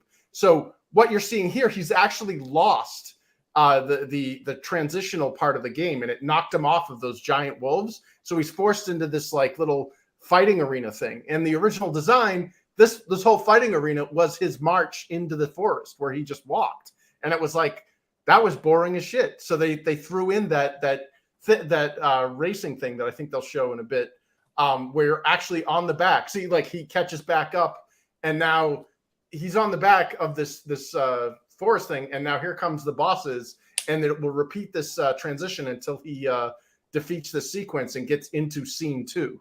So watch, you'll see these big, this is the transitional scene, and now you've got these big wolves that'll come running up alongside him, and it's the same assets, but it's a completely different gameplay experience now. Sorry, Yeah, I didn't mean to just, yeah. Yeah, I just wanted to put it like a visual difference, Yeah, that's a But yeah, masterclass in game design right there. Yeah, like this game had good ideas. This game had really good ideas, but just I don't know. I think what really crippled the game was tying it to Castlevania. Because imagine this: a world in which Bloodborne was considered part of the actual dark. Like it was not called Bloodborne; it was called Dark Souls. Some other subtitle. Hell, like Bloodborne and Elden Ring are honestly Castlevania games in all but name. Yep. Yeah, but I mean, honestly, think about it like that, because if they had named Bloodborne and as a sequel to Dark Souls, people would have been upset. Well, I mean, sure, they would have enjoyed the game because the game is good, but they would have been more upset because this isn't Dark Souls. Yes, like putting a name on something. How many times have we seen this is a good game, but it's not a good X game. You know, like this is a good movie, but it's not a good X movie. Like how many times have we seen, like for example, Mandalorian season 3 was good, but it wasn't a good Mandalorian season. Like literally, they should have called Mandalorian season 3 Bo-Katan, and it would have been fine. And, literally, just detain the title. Yeah, the other thing is, I mean, there's a lot of games that end up suffering from that. One of the most popular games nowadays, ironically through the memes, but still, Metal Gear Rising: Revengeance, it bombed when it first came out because it was not. And it took 10 years. When they heard the name, 10 years for it to reach that status. Because when they heard the name Metal Gear, they were thinking that they were going to get a stealth game, and yet here they have like this, hack and slash game with Raiden, which was fully amazing, and the writing was phenomenal on it. But because people did not expect a hack and slash style game, like an action game like that, but instead we're expecting, Metal Gear. It flopped at first until it became a cult classic through the strength of its writing. I just want to say these visuals, while a bit dated, have aged very well. Yeah.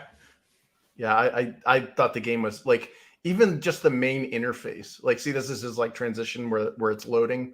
It's going into the next story. So now he's going into the Enchanted Forest. The care, like there are a lot of care was done to this. Yeah.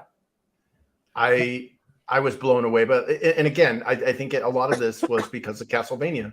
Mm-hmm. Like that's your interface. Like when the game actually, the title screen is the closed book, and it's got this metal face on it, and it's like the mask of something, which is kind of what he's searching to get his dead wife back. And it turns out that like it's not what he thinks it is. Like so the story is basically Gabriel Belmont is part the of loading bar is literally the whip. The loading bar is literally the whip. Like seriously. Yeah. But yeah. So Gabriel, spoilers because it's a 15-year-old game now. But basically, my rule is if a game is older than 10 years, you don't have to hit spoiler alert. Okay. Did you know that So Darth Vader is Luke Skywalker's father. Oh no! So Rosebud was his freaking sled. There's a spoiler for a 50-year-old movie. You 45 minutes of no, in this contained story in the Shadow Lords of Shadow, it basically starts off with this guy goes on a crusade or whatever and comes back and his wife's dead, and he's joined this he's a holy monk. And that's why he has the Vampire Slayer and all this stuff. He's part of a religious order, and Patrick Stewart's his superior, and they're like the Knights Templar essentially. Mm-hmm. And the world has gone to shit, and basically because like he's no longer part of the Crusades or whatever, his impetus is now they need to rid the world of non-Christianity. So he's getting rid of all of like the heathen, the old world magic, the old gods, the non-Christian gods. So that's kind of his drive and his order's drive, because that makes the world a more dangerous place with magic and the fairies and the vampires and all this stuff. But as he's doing research for this, he finds this mask that can revive the dead. And he basically gets compelled, well, my wife is dead and she's the only thing that mattered to me. I can bring her back. And so he goes on this quest to go track down the vampires that owned this mask, the Lords of Shadow. And it comes to find out that the mask can bring people back from the dead, but it's not the blessing that he thinks it is. It makes them vampires.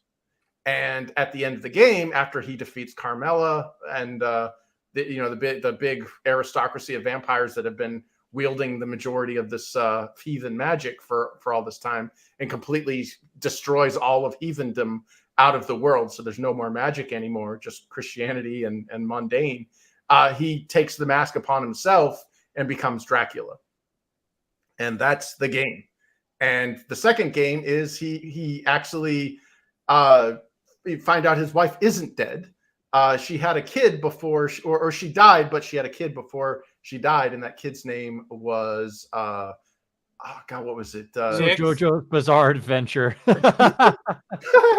No, well, he has a kid, and his kid becomes joins this order to hunt him down. Yeah. Okay. You need to do this. So I think the kid is Trevor, as in Trevor Yep. Belmont. Yep. And then he has a kid named Simon. All right. Yep. But before Trevor, no, I want to do this part. This is how wild they interpret the lore. So basically, Trevor goes to face Dracula, and Dracula kills Trevor. But once he realizes it's his son, he turns him into a vampire, and so Trevor becomes Alucard. Yep. So the only Belmont that ends this or tries to end this reign and does not become vampirized is Simon. And unfortunately, when Simon defeats Gabriel Belmont, condemning him back to torpor or back to his coffin or whatever, because you cannot kill something that's not living. In Castlevania Lords of Shadow 2, Gabriel awakens in this horrific weakened state, like almost like a zombie, in like a dystopic near future. So you're no longer in this fantasy world. You're now in like a almost a modern-ish sci-fi world, and you're this Dracula. And it was like, okay, you lost me. But I loved the first game. See, like this because Circle the Moon takes place in 2035, but they don't really take advantage of the futuristic thing. Like I think you can find a gun in there, but that's like one weapon. And I think Circle the Moon actually handles it pretty well. Yeah, and it's like I don't know. I do agree with you. I think Lords of Shadow probably should have just been its own game. Yeah, like as like a spiritual successor. Yeah, they really should have just nixed the Castlevania from the title, went with Lords of Shadow, and then in the promotional material said a spiritual successor to Castlevania. That would have sold them buku bucks. Because what it would have done is the creators are not shackled down by Castlevania, not just by Castlevania lore, but also Castlevania feel. They can literally do whatever they want, but also because, yes, it's a spiritual successor, you know, it's like, okay, this is not exactly like Castlevania, but it feels close enough to it, you know. Like I would have still kept the whip, but like, but as long as you say like this isn't Castlevania, but we're just trying to do like a new thing, like gamers would have understood. I think gamers would have understood because like, especially nowadays when spiritual successors are really becoming like really big, like look at Euclid Chronicles. You know what I'm saying? Like the Kickstarter of it's a spiritual successor to Suikoden, being made by the old Suikoden devs, and and so you can do your own thing, but you're not shackled down. Oh, exactly. Yeah, and had this not been like you said, shackled by the Castlevania lore, I don't think it would have had an immediate gut reaction of negativity too. You know what I mean? Like it'd been like, oh, what's this? Instead of, oh God, look what they did to Castlevania. Because we just joked about what they did with Alucard because it's so dumb. But also the thing you got to realize is Kojima helped make this game. Like this is Kojima at the height of his power. People would have still bought this game in droves if they just would have shifted to be like a Castlevania style game being made by the guy who made Metal Gear. Because remember, this is like Metal Gear Solid 4. Like this is Kojima at the height of his relevance. This game the height of his hype. I think it would have even sold more if they would have leaned more into the Kojima angle. Yeah. Oh, absolutely, because people were just aiming for anything more from Kojima at this point in time. Especially hot off the heels of the Sons of Liberty. Oh yeah. Yeah, like I don't know. Yeah, but yeah, I mean, that's the one good thing is Mercury Steam is doing the 2D Metroids now, and they prove that like. Because here's the hilarious thing. Okay, you want to know why we get like you want to know the only reason we got Metroid Dread is because of Lords of Shadow. So here's the twisted story. Really? So Mercury Steam did Castlevania Lords of Shadow, and they did Castlevania Mirrors of Fate, which was a 3DS title, which is like a 2DS Castlevania. Okay, and so they had this like 2D Castlevania engine for the 3DS. Okay. And so they used that engine to make Metroid 2 Return of Samus. The Metroid 2 remake for 3DS. And that remake actually did pretty well, especially for a game that came out like literally at the tail, like the Switch was already out when the only thing that hampered the only thing that hampered Return of Samus was Nintendo shutting down AM2R. I'm glad I got that one. Yeah, I still have mine and somewhere in my Hell yeah. So do I. Like they kind of had every right to shut down AM2R because they were developing the Metroid 2 remake. This is one of those instances where like like Nintendo kind of had a imperative to do so, you know. Yeah. But yeah, like the whole Nintendo bad, that's a whole discussion for another time. We will have that discussion. But like anyway, I need to continue the story. So they used the Mirrors of Fate engine to make Metroid 2, and that did decently well. And so they had Mercury Steam make Metroid Dread. And if you played Samus Returns and Metroid Dread, you can tell it's the same engine, just goosied up. Like the whole like melee block, like the way it's presented, it's the same engine. So the only reason we got Metroid Dread is because of Lords of Shadow. So thank you, lucky stars, that they even made this game. Because without this game, we would not we would not have got Metroid would Dread. still be dead. Nice. Because up until Metroid Dread released, we technically had not had a mainline Metroid game, not even a Metroid Prime game at that point for well over a decade, if not close to 2. Yeah, like Samus Returns was a good it's a good remake. Like it was like it happened, people liked it. It didn't make too big of an impact, but it still showed. But like Metroid Dread selling as well as it did prove to Nintendo like, okay, Metroid is still a proper didn't it sell like really well? Like Metroid Dread. So like I think like that just showed like, okay, we're not abandoning Prime 4. Like it's probably going to be a Switch 2 game, let's be honest. Yeah. Well, I think what happened was they abandoned Prime 4 temporarily to work on Metroid Dread and actually test the waters to see if it was popular enough. No, these are different developers because Metroid Dread was done by Mercury Steam. The people who made this game. They're Spanish developers. Originally, Prime 4 was going to be made by Bandai Namco. But that didn't go so well. And so they basically gave it to Retro Studios, the original developers. Now, granted, there's not that many people who worked on Prime still left the studio, but Retro Studios is still a good developer. Chris, did I get that all right? Yes. As far as I know, yes. Sorry, I was just like, you're also a knowledgeable gamer, so I was like, did I make any mistakes? All I know about Retro Studios is every one of those dudes was like a gym rat. Yeah, they are all they all look like wrestlers. Oh yeah, Retro. They're all fucking jacked.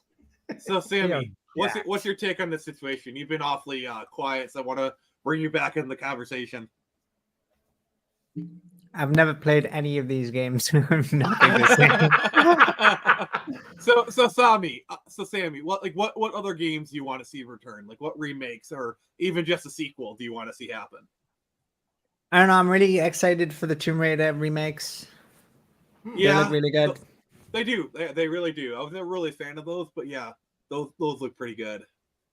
What? But the original PlayStation ones, I was never the really grid-based good with ones.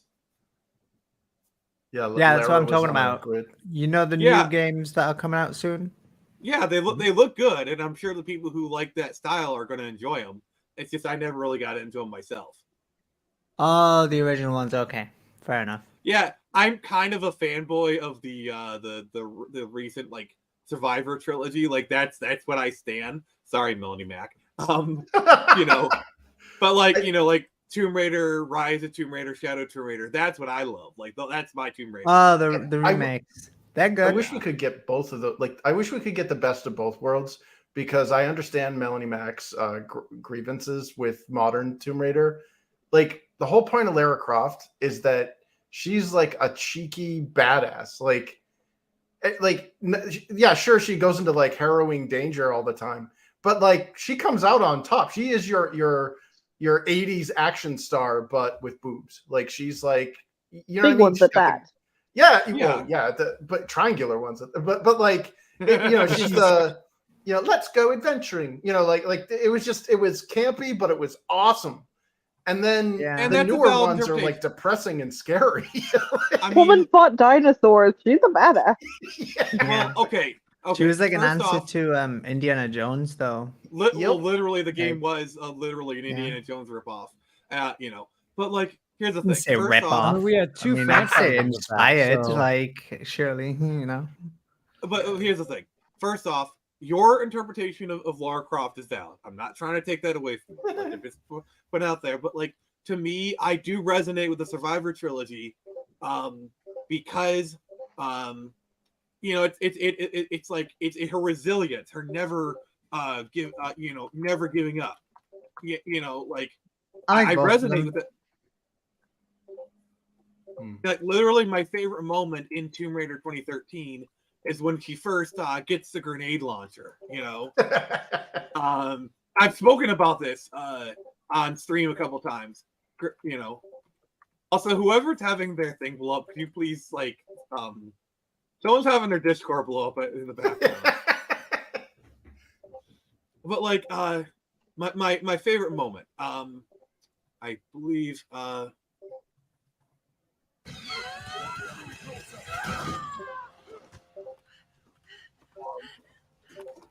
Oh Jesus! Oh shit! yeah, there's this moment right here where I love this moment. Well, that should have been a mist of hamburger helper. Right. Makes a great meal. The only problem with this game was like she's all timid and stuff at the start, like, oh, I'd never kill anyone, and then like 5 minutes later, you're just mowing people down. Yeah, It's like Anakin and guys, this part is my favorite. Like, yeah, the music. Wait for it. It's my boomstick. That's right. Like, I just love this part because, like, that's right. You better run. It's just such a great character moment. Like, I gotta like go on cam for this because like it's just such a great character moment because like narratively, like throughout the whole game, she has been the hunted. She has been the one on the back foot, and now she is the hunter. She is the alpha, the omega. Sorry, I was getting way too into that. But like, it's just such a cathartic moment. She is the one who knocks, you know. I just love looking at like the music. She gets the grenade launcher, the music goes triumphant. She's like, that's right, you better run. Because like this music, like the game, just the whole time you've been on the back foot hiding. Now she was running from them. Now they're running from her. It's just like, oh, sorry, I got way into that.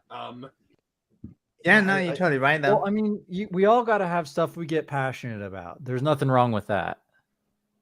Well, have you seen the remake? Somebody did a fan version of the Dagger of Jam, which is, I believe, Tomb Raider 3, the Dragon King, or maybe it was Tomb Raider 2.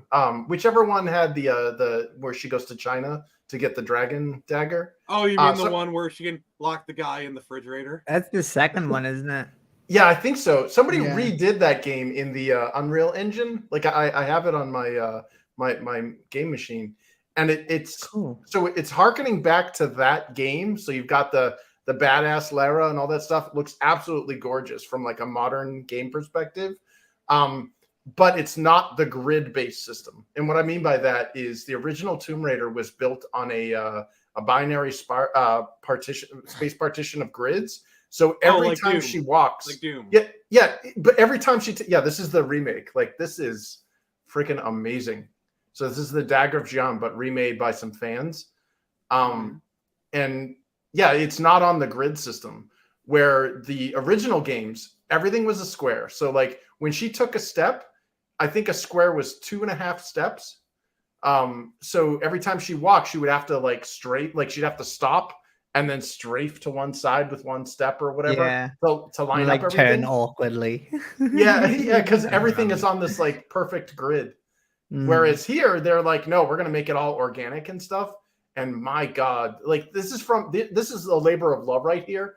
These fans never received a single cent from this. And it looks gorgeous. It plays amazing. And Lara looks awesome. Have you guys played the cool. Tomb Raider Anniversary Edition, like the remake they did of Tomb Raider 1 for the PS2? Yeah. Because I hear the PS2 trilogy is really good. Like they actually brought back Toby Gard, the original creator of Tomb Raider 1. and he made like Nice. the trilogy for PS2. That I heard was pretty good. Nice. Yeah, I remember seeing Tomb Raider Legend and the Anniversary Edition, and I have them. I just haven't played them. The limitations of a hard drive. I think the craziest remake I ever saw was the Black Mesa. Oh yeah, yeah. Oh, that's an example That of like was a really fan cool. game. Do you know why that came about? Yeah, but they got to sell that eventually. Yeah, that was actually an apology. So when the Orange Box, when Half-Life 2 came out, sales from the Valve guys were like, hey, look, oh, by the way, if you buy the Orange Box edition or the Collector's Edition, you'll get a copy of Half-Life Source. So that means it's the same great Half-Life game, but done in the Source engine. And everybody was like, oh my God, we're going to get Half-Life with like Half-Life 2 graphics? Awesome. And then they got it, and it was not that at all. It was literally the same game. It just was done with their Source engine. People were pissed, but a group of industrious modders said, you know what? Also, like Half-Life Source is like the worst way to play it from what I hear. Yeah. Best way to play it is in Gary's mod. Everyone knows. Co-op Gary's mod all the way through. I'm sorry, I'm It's too so busy. funny. I'm too busy doing City RP, so I'll have to get back to you. Here's a good game that should be remade, but never was, sadly. What's that? Ocarina of Time. Oh, I get the 3DS joke. version? Yeah. No, that's a Majora's good Mask one. too, but like, come on, Nintendo, your two most popular Zelda games, I gotta you say, never remade them? Like, what, This 8 is times later? this is a remake done right. I gotta say. Yeah. This blew me away when I was playing it too, because I didn't really understand the Half-Life Source controversy until I was reading the forums. I was more concerned or pissed off that like Half-Life 2 forced you to install Steam. Like you could not play Half-Life 2 without Steam. Yeah. And I had a buddy who was in the military, and his forward operating base didn't have internet. Got the collector's edition, couldn't play the game. Because that's the thing, like Steam's cool now, but back then Steam sucked. Like, Yeah, dude. Majorly. See, So this green. game does what only a Yeah. few remakes Oh do. yeah, it was green. The best remakes are the ones that remake the game in the way that like, oh, this is how I remember it played. Like, Yeah. so like when you like people who haven't played Half-Life in like 20 years, this is how they remember it. And the same thing with like the Resident Evil 2 remake. You know, when people haven't played Resident Evil 2, they remember it like the remakes. They're basically remaking it in a way so that it plays and looks how you think you remember it. And the same thing with Black Mesa. Like this, it still plays like Half-Life. It still feels like Half-Life, and you know, and so like that's why like I'm really glad we're starting to get these really good remakes where they keep to the spirit of the game and they make changes. So it's like this is how you remember it. You know, like how you think you remember it. You know what I'm saying? Or like, how many times? Oh, sorry. Like how many times have we like been games like, oh, I love this game, and like you go back and play like, holy crap, this game looks like ass. One of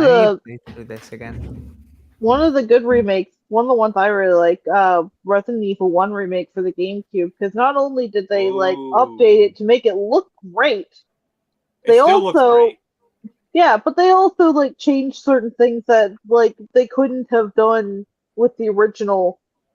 Like you get the feeling like they came back and they remade it because they wanted to, because there was so much they wanted to do with the original that they just couldn't because of like limitations and whatnot. Like this still looks great. It's gorgeous. Yeah. Like if you compare if you put this up against like Resident Evil 2 remake, it is comparable. Like the models look amazing. Like, dear God, this looks great. And they didn't lose out on any of the scares like the Resident Evil 3 remake did. This still looks, I mean, obviously it's like 4K, 60 FPS, you know, but like this still looks amazing. Yeah, that does look really good. And they actually gave the translation a good pass too. Instead of Jill, don't open that door. But I want to be the master of unlocking. What, don't you want to be in it? You almost got in front of what is it, in the middle of a Jill sandwich. You were almost a Jill sandwich. Yeah. Which is that's Jill, the actually master not of a unlocking. terrible line. I just want to that say was my favorite line. Jill, the master of unlocking. See, the thing is, the original version of Resident Evil, it's like a B horror movie. It's like you're playing like it's kind of took on a life of its own, to where like people have kind of embraced like the silliness of the translation to the fact that it's a B horror movie. It's like, yeah, it's scary, but you're laughing at the same time. It's kind of you know. Oh, absolutely. I would actually love like if they did a new remake of Resident Evil 1 and they did a like a 90s mode or something, to where like they actually like re-recorded the original, like they actually like had the OG lines. Yeah, like they re-recorded them, like they re-recorded the lines and the same cadence and delivery, but like you played through the whole game with like the new script. The other thing oh no, zombie dogs! The other thing that I would kill to have remade or at least remastered in this day, Sonic Adventure and Sonic Adventure 2. Yes! Oh my god, I'd kill for that. Number one, no, literally, I'd kill for that. Adventure was a really solid game that had really poor graphics because of its age, and while it has aged fairly decently, it could have aged better. And Sonic Adventure 2 suffered so badly from its mixing problem. Yeah, the sound mixing on it is kind of like there are legitimately points in the game where if the subtitles were not there, you would not hear what's going on. Also, imagine if Sega released an app, like a phone app, that's the Chow Garden. Yeah. Man. Oh, but they'd probably ruin it. Like, this game does not look terrible. I'm going to be honest with you. It's not terrible. On my, like, if this was run on Redream, which is one of the best Dreamcast emulators out there, you can upscale this to 4K and, you know, put in texture packs and stuff. And yeah, the Dreamcast is, sadly, it's it holds up the best in terms of modern displays and everything. But RGB, you know. Yeah, unfortunately, you know, the system didn't get any love, you know, in its lifetime. I think it lasted a year or a year and a half. 2 years basically. So this is a upscale textures and CGI cutscene mod. Yeah, look at that. You can use a Wii U emulator and play Breath of the Wild in like 4K on PC. That's really nice. Oh my god, Breath of the Wild mods are insane. Yeah, you can play as Linkle. You play as Zelda. Yeah, well, no, somebody actually. So Linkle was created for the Age of Calamity, kind of Dynasty Warriors style. No, the Hyrule Warriors. Hyrule Warriors. Linkle is like that one Linkle is like that one instance where it's like, okay, she's a female Link, but like I don't mind because one, she's her own character, and two, I think they kind of like embrace the whole like female Link thing. But she's just her own character. Link is still here. Like I want to see more of Linkle. No, somebody made a mod. She's just like me, for real, with her terrible sense of direction. And her double crossbows. No, somebody made a mod for Breath of the Wild where you can play as Linkle. And Link makes a cameo and there's references to him and stuff. And it's pretty badass where like somebody went through all of the costumes and changed them. So like when you get like the different outfits and stuff, they're not just like, hey, let's bolt on the old Link outfits onto, there we go. And yeah, like the outfits look freaking amazing. Yeah. They did that with Zelda too, and I love the outfits they decided to give. Oh my god, that's actually adorable. Yeah, she looks. Look at her, she's so cute. Honestly. Oh, okay. I'm gonna do this again. If we had gotten like a Linkle mode for Breath of the Wild, I think everybody would have been 90 times happier. Yeah. Especially the people who are like, damn it, I want a Zelda game where we play as Zelda. Well, you're not going to play as Zelda, but you can play as Linkle. Well, if you notice, they just showed a cutscene too. And the cutscene, even though it has Link in it, it referenced, like they redubbed the audio and then put in different text. And the cutscene literally has Mifa talking about Linkle. and it's not the same cutscene from Breath of the Wild. Oh my god, look at her outfits! Like, oh. Yeah, they went full bore into this. This is like a legit, like full, like with total conversion. They did it for the Zelda one too. They had it so that instead it was like it wasn't perfect and it would crash at certain points. But I watched videos on it and it was like, I don't know, like the stuff people do with modding these days, crazy. Yeah, absolutely crazy. I mean, like the outfits that like people put in Resident Evil. Like, yeah, I actually did. I don't know if Sammy, remember the Resident Evil 2 playthrough we did, and like the outfits I had. How could I forget? Yeah, that was funny. Okay, well, I actually they showed that scene. Oh, sorry. All right, so no, go ahead. They showed that scene where you can't get into Gerudo Town because Link is a guy or whatever, and they don't allow men in there. Link just walks in. Like that entire side part is just completely removed and something else is in its place. I love it. I love it. I love it. So okay. So we're gonna get Phoenix Pressception here. All right. We're EFAPing Phoenix Press. I'm EFAPing myself, guys. All right. So this is my playthrough of Resident Evil 2. Just gonna show you the mods. All right. If I turn it on, like you'd actually be able to hear like both Jared and Sammy right now, but like that's like control room. We're talking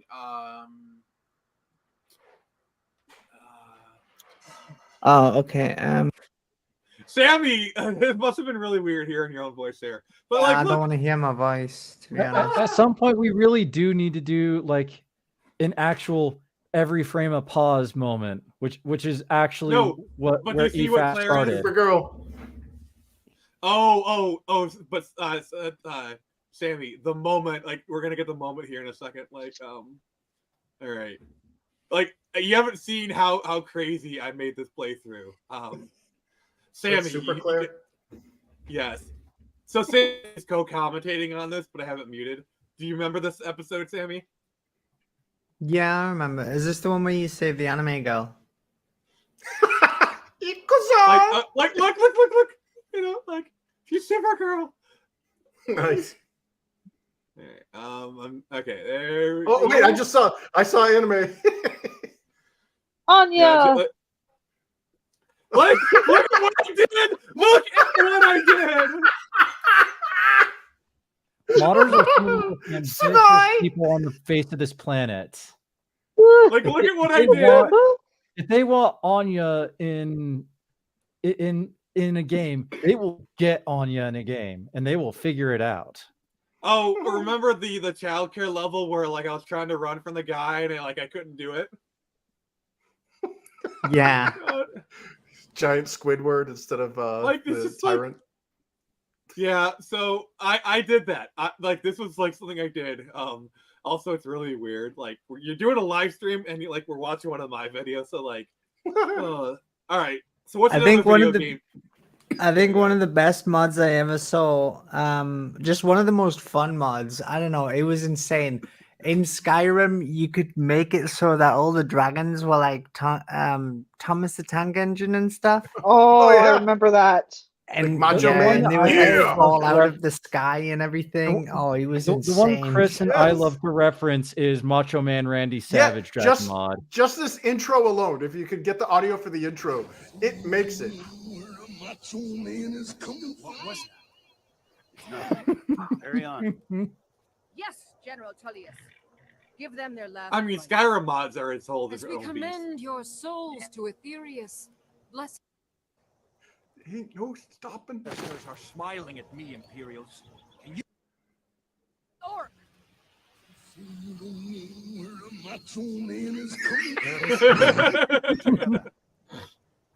I said next prisoner. Ooh, Macho Man is coming. He goes, yeah, I'm wild, yeah. Gosh, here we go. To the top of the mountain. What in oblivion is that? Sentries. What do you see? It's in the clouds.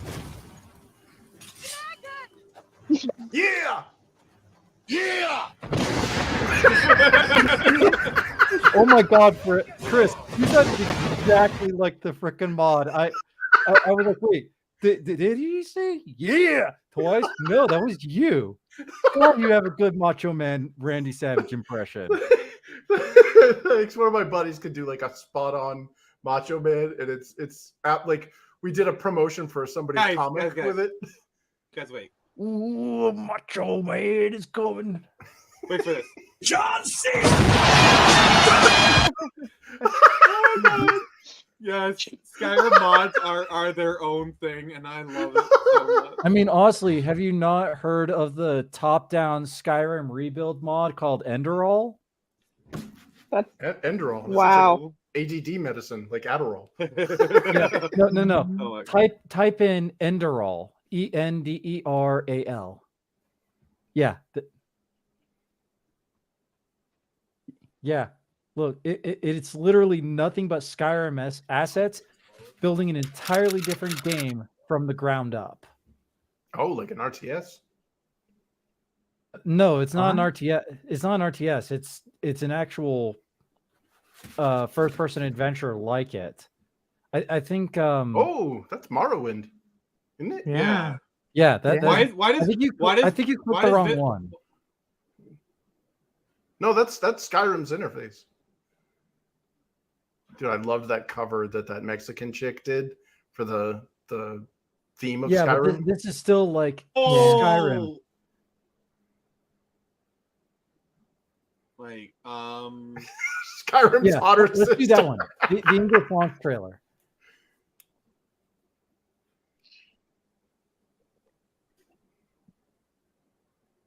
Like you can tell it's all still Skyrim assets, but okay. it's entirely different.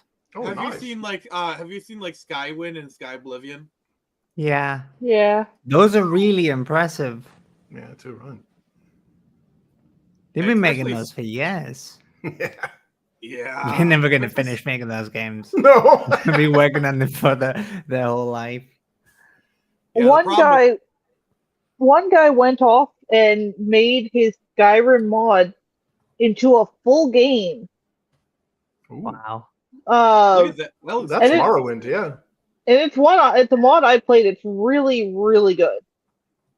Well, what saddens me about the Elder Scrolls universe is that the fans have put more love into the game than the actual like developers. Yeah. Like the bare bones games that we get from Bethesda.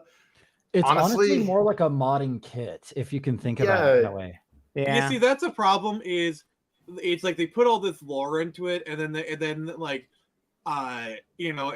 these develop like the original developers leave, or like they go on and like they care about the lore. Like for example, it's all Todd Howard, man. Yeah. Oh my God. Yeah. There you go. Second one right there. The guy with the like this is a prime example. Hello. I just finished reading The Shattering yesterday, and I noticed something. It said that Falstad Wildhammer was going to be on the Council of Three Hammers, but in the beta, it's Kurdrin Wildhammer, and Falstad is not in the game at all. What happened to him? Isn't Falstad dead? That's Kurt's Messon. He is a lore guy. He is like that's. No, I applied for a job and in over at these fact, guys to he be was the basically a leader of continuity. Airy Peak and Vanilla WoW. There are people that through make good Wrath of the money who Lich should have King. been. Of course. Yeah, Alex, what's up with that? I mean, hats off to Kurt's Messon. He handled the situation like a champ. I'll give him credit for that. Well, what frustrates me is there are people at Blizzard that are paid good money to do what that red shirted fan did. And in all honesty, if you don't like part of your job as like the lore master or the writer is to know more shit than your fans. Also, and he I got gotta put give a in shout the out. game, didn't he? Yes, Yeah, he he did. did. Yep. Yeah, Also- that's really impressive. I gotta give a shout at this guy. Oh yeah, this guy. Hey, just was wondering, is this an out of season April Fool's joke? Yeah, I mean, like to be fair though, No, like this guy. It's honestly- a full. Yeah, he didn't make the decision. It's not his Yeah. Nah. Well, like, to be fair, when he said he got hung you out guys- to dry him on stage. Yeah. Like, Okay. oh yeah, that go part- go out and tell all of these bloodthirsty people who are waiting for Diablo 4 that we're making Sammy? a damn mobile game. Like, for real? Sammy, Rest right? in peace, my guy. But here's the thing though. I'll grant you that. But when he said, don't you guys not have phones? That line is on him. No, that's the third out of that group of three. That's the guy. I think the little Weasley white guy in the middle that said that. I don't think it was the Asian wasn't the guy that announced the game though. No. They just fully fledged Diablo experience on mobile, which everybody will get to play, and hopefully. Yeah, he's the guy that's like, do you not have any phones? But wait, so the Asian guy, well, the one who like the memes all say him, but he did not actually say that. That's right. I don't think so. He was just the guy he was the face man that took all the crap. Goodness.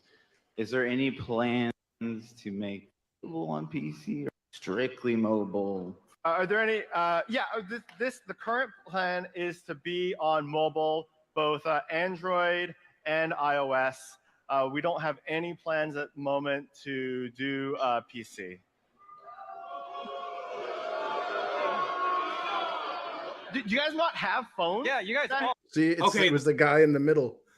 Yeah, because you can tell just by like the way the voice sounds, it doesn't sound like the guy who was speaking. So I will admit I'm wrong in that part. So today was BlizzCon, or I believe they had an event for something with BlizzCon, and this is the first year where BlizzCon tickets didn't sell out. Wow. I'm honestly not surprised. Not Yeah, rest in surprised peace. because of how badly they've been treating their fans. Because like I still consider myself a World of Warcraft fan. They have bungled that so bad because now the classic train is dead. Now that they're moving on from Wrath of the Lich King, no one is gonna give a shit about Cataclysm Classic. No one is gonna give a shit.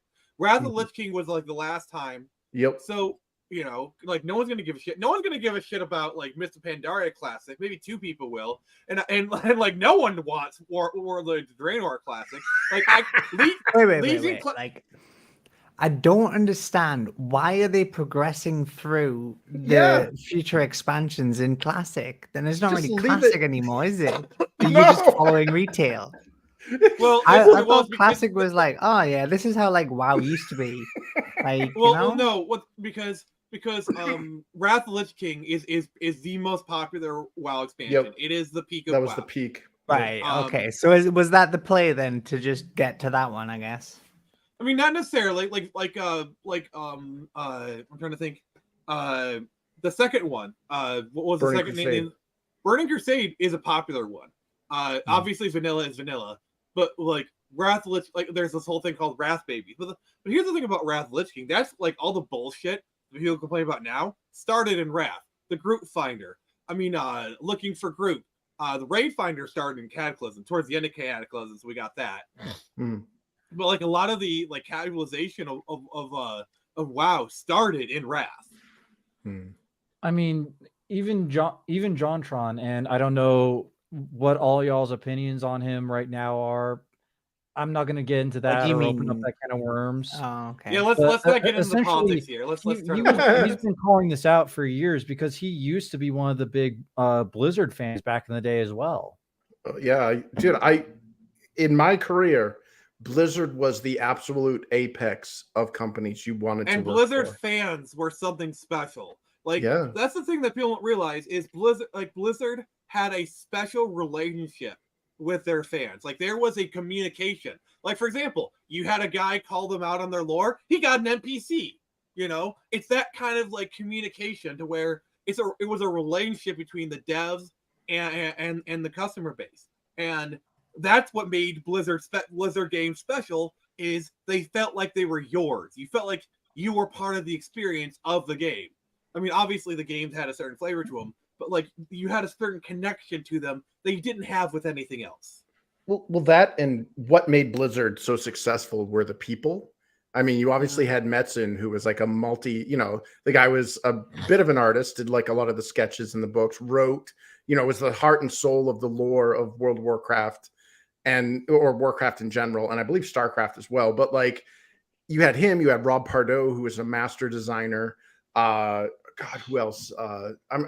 There's a whole list of people that I remember. Like, even though the Diablo people were technically like an outside studio, they brought in Bill Roper. Those people were masters of the craft when they screwed over the Diablo 2 team. Because that's the thing I realized is that guy left before World of Warcraft even came out. Yep.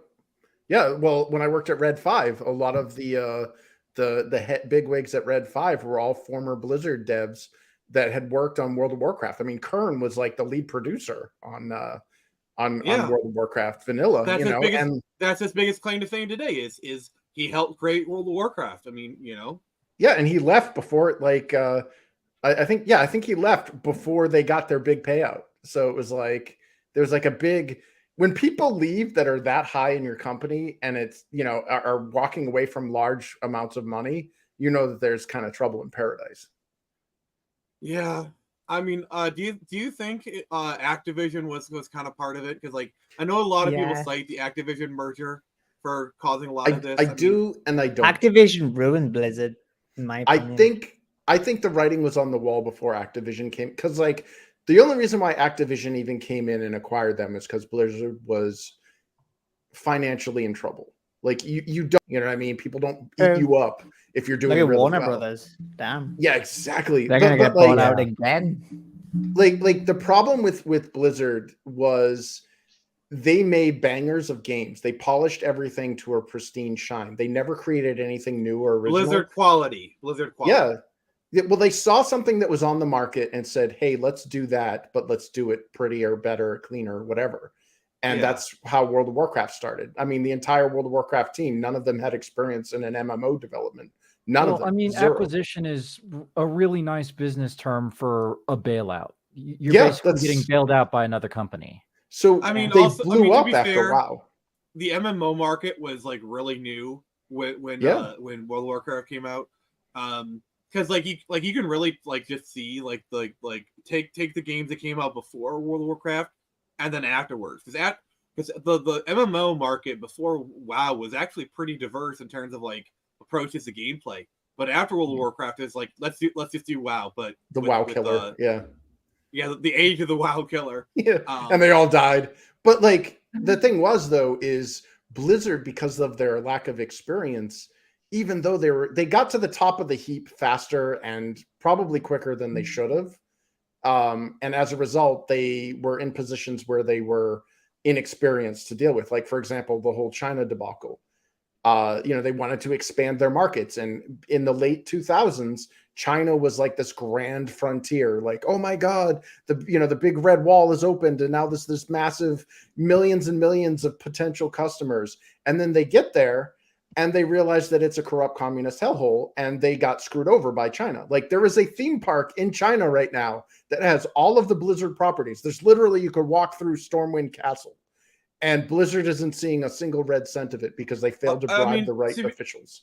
Also, to be fair, it actually like helped them out in the long run, because the Warcraft movie, the only reason it made $400 million is because it was because of China. Yeah, but on top of that, like they had the way that the business model works for MMOs in China is vastly different than it does in the rest of the world, because here in America or in the UK or even in Australia, wherever, like you're playing at home. Like you've got your own personal PC and you play at home.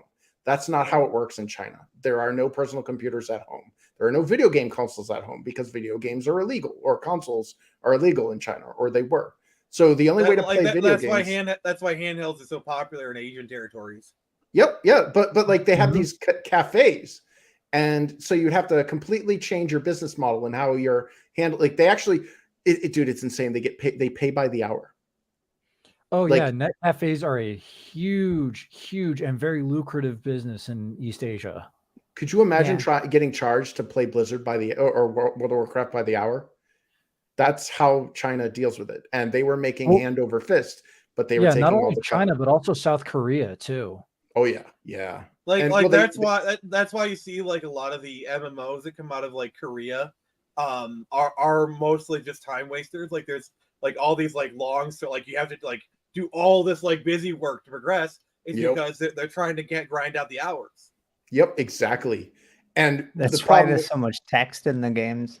Yeah, You're I know. You're reading like fast. next. I'm on the clock. You're like looking at the second hand.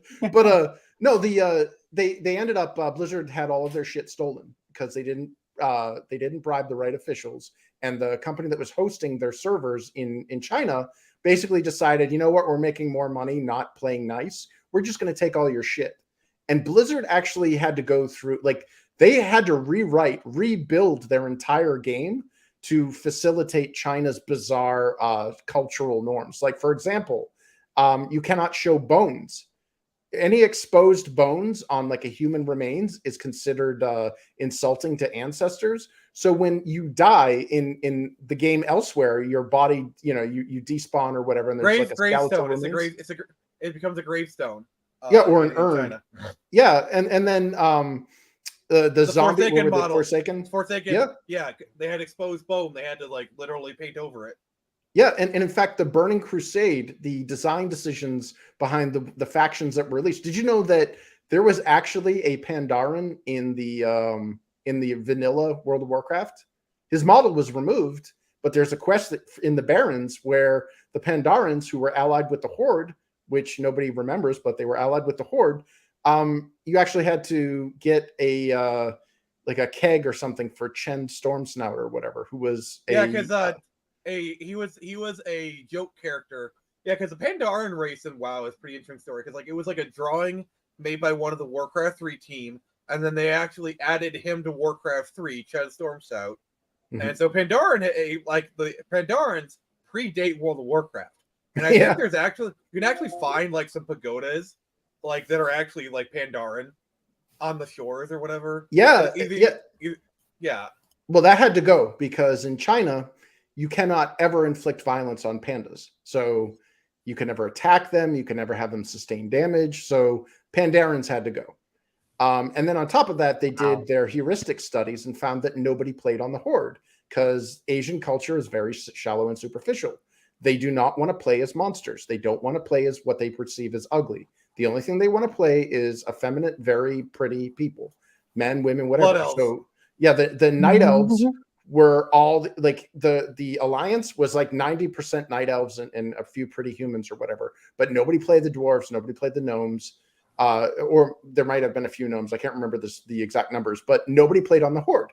So the original plan was to make the Horde get the Pandarans as the race in Burning Crusade and make the Alliance get the Blood Elves, because that's what the story from Warcraft 3 was.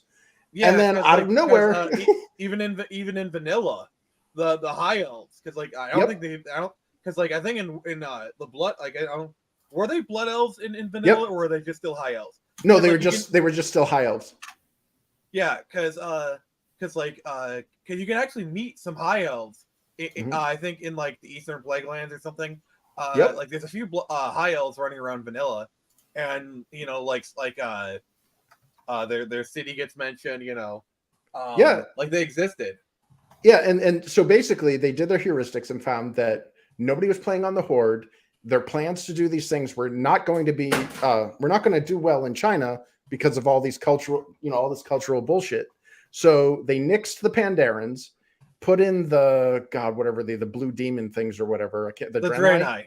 Yeah, put them in as the Alliance instead of them being part of the Horde, and moved the Blood Elves, who were part of the Alliance, over to the Horde, and suddenly their entire population of servers went from 90% Horde, who are all Night Elves and humans, to 90-something% all Blood Elves on the Horde side. I mean, to be fair, if you look at like Horde statistics throughout the years, ever since they added Blood Elves, Horde is like 60 to 80% Blood Elves.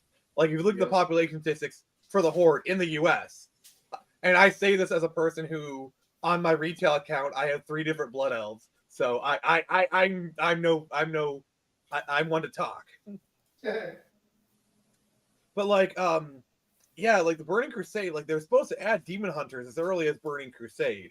That was a class they were planning. I actually remember hearing Pandarans were supposed to be for Burning Crusade, but never heard the story. And like you know how like there's speculation the whole reason they made Mists of Pandaria was to cater to the Chinese market. Like, do you have anything? Can you shine any light on that? So by the time Mists of Pandaria before came you out, do that, sorry.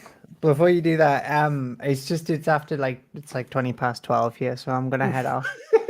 All right. Thank you for joining us, Sammy. No problem. Thanks for nice having meeting you. me. This has been such a fun chat. I hope you guys enjoy the rest of your stream and have a good night. Yeah, I need to have you on more. Yeah, thanks. Good night, everyone. Yeah. Good night. I love Sammy. She's such a good person. But anyway, Chris, go on. Yeah, sorry. I know she's probably like, damn, he's going to go on another long-winded tirade. Nerd. But Go off, man. Go off. I don't have as much insight into Mists of Pandaria, and it actually surprised me when it launched because from all the conversations I had, and again, these were from Blizz devs that I was at parties talking to these people with. So what I'm telling you, take with a big grain of salt. They could have been just bullshitting me. So for the record, what he's saying is hearsay. So just take it as such. Yeah, I've never worked at Blizzard. I have friends and colleagues that have worked there, and He's my got friends in former low bosses. places. So Yeah. But yeah, as far as I know about the Mists of Pandaria, there was all sorts of complications. And this was after Blizzard had its kind of reality check with the Nine or whomever the Triad-backed company that was hosting their servers. Like they got screwed over by these scumbags. Like they stole all of their assets, stole everything, and suddenly they started popping up in like little weird mobile games and shit. And all this stuff. And Blizzard went to the government and said, "You guys have these assholes that are stealing our stuff." And they're like, "What are you talking about? You've never done business with us before." Like just basically nightmare fuel. So they've had to, reevaluate their business relations with China. And I think when they did their reassessment, or they kind of got with a better, because like you cannot, because the way that a communist country works like China, you cannot actually run a business in China. You have to do it through proxies. Like you're not dealing with customers. To be fair, China is like a weird mixture of capitalism and communism. It's basically like they're capitalistic in all but name. But their capitalism is hyper focused on benefiting the Chinese people. So like, oh, you want to steal the patents off these American companies? Sure, by all means, as long as it benefits China, Well, that's the scary part of why all of these dumb media companies have dealt, who have been dealing with China now, they've sold themselves out. And that's why we're seeing abysmal things like with Disney and several other media companies, because they made all these deals to, because they saw the bigger numbers coming out of China, because China weaponized their overpopulation and went, why would you deal with hundreds of millions when you can deal with a billion?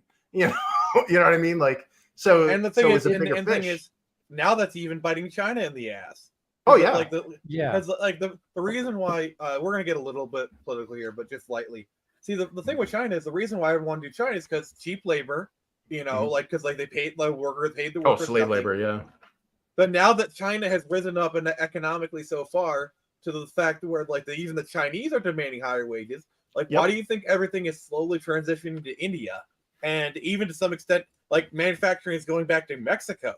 Because you might have to pay higher wages in Mexico than you would China, but like Mexico is still part of the U.S., so like the shipping's a lot easier, and you're still paying them less than you would in the U.S. So.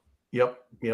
Yeah, and honestly, though, I would urge, again, Red 5, they had a studio in Shanghai, and they had to bribe this company to set up like a dragon ceremony and all this shit just to open up their business. So it was like millions and millions of needless dollars were spent just so there could be a Shanghai office. And I don't know what Kern's, Kern's original business decisions were for that. Probably he wanted to, he saw the big numbers coming out of China and thought if he could get a preemptive stronghold in Shanghai, he could, basically, cut into that Chinese market. But in all honesty, dude, China is it's bad for business. That's why I'm really glad that the printer I use for my comics is 20 minutes away from where I live. Yeah. So, that's I'm really hesitant to use any Chinese printing service because Amen, brother. I've heard stories like stories of like independent comic creators. They get their stuff printed in China, and then like they're searching AliExpress like a few months later, and all of a sudden their comic pops up on like Chinese torrent sites. You know. Yep. Well, I mean, China's always been bad for business. It's just that the lure of easy Chinese money, because they have a billion people that market to, is just too tempting for these greedy mega conglomerates. Yep. Yeah. Well, it's myopia. They see all the massive short-term gains, but they don't understand that there's no sustainability there. Like right now, China's economy is imploding. Yeah, you know, like China's been trying to make this push into the South China Sea for like the past 10 years, and it's been failing because there's so many countries that have a claim to that area that like they just can't bully out of it. And there's like Taiwan, South Korea, Japan. I mean, you name it. They have their name in the South China Sea, and China's like, no. South China Sea is China only. It's not going to work. Nope. Yeah. And there's all these like countries that have legit claims that the internet community is gonna back up, you know. And even like China's like the thing is China's imploding. Like their whole like you heard about their whole housing crisis thing where it's like they've been building the houses and like the thing and like selling them, not completing them, and people are getting so pissed off they stop paying their mortgage. And China's like, you need to like they try to launch a propaganda campaign to get people to pay their mortgages, and that's not working, you know. Well, not only that, but the capital city of Beijing got flooded, which I don't know if you know this, but one of my news sources says that whenever Beijing itself gets hit with a natural disaster, that's viewed by the people as a loss of the mandate of heaven.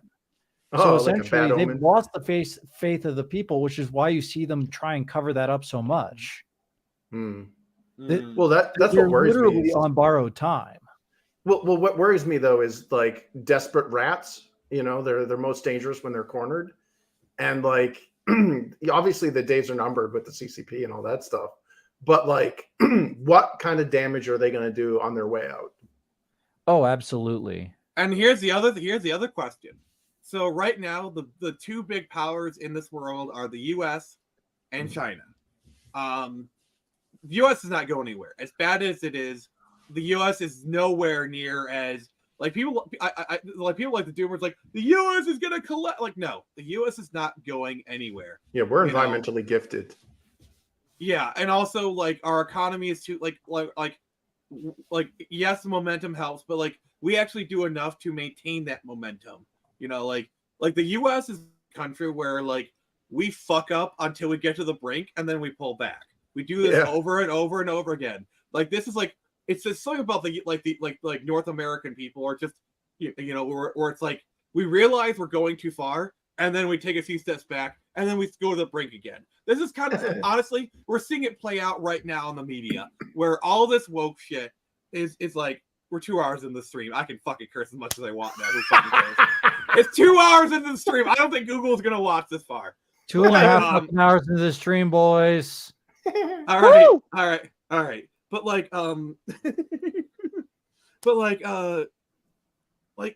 we're seeing it right now with the course correction, with all the woke shit is we're starting to pull back from it. I'm sorry, but the Variety article criticizing Disney, that is a shot across the motherfucking bow right there.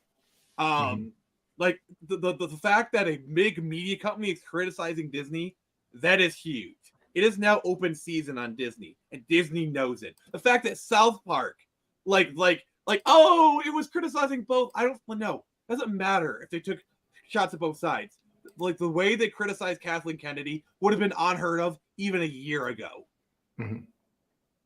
The fact that companies feel comfortable enough to call out shit that we have been calling out for like the past 5 to 10 years says everything.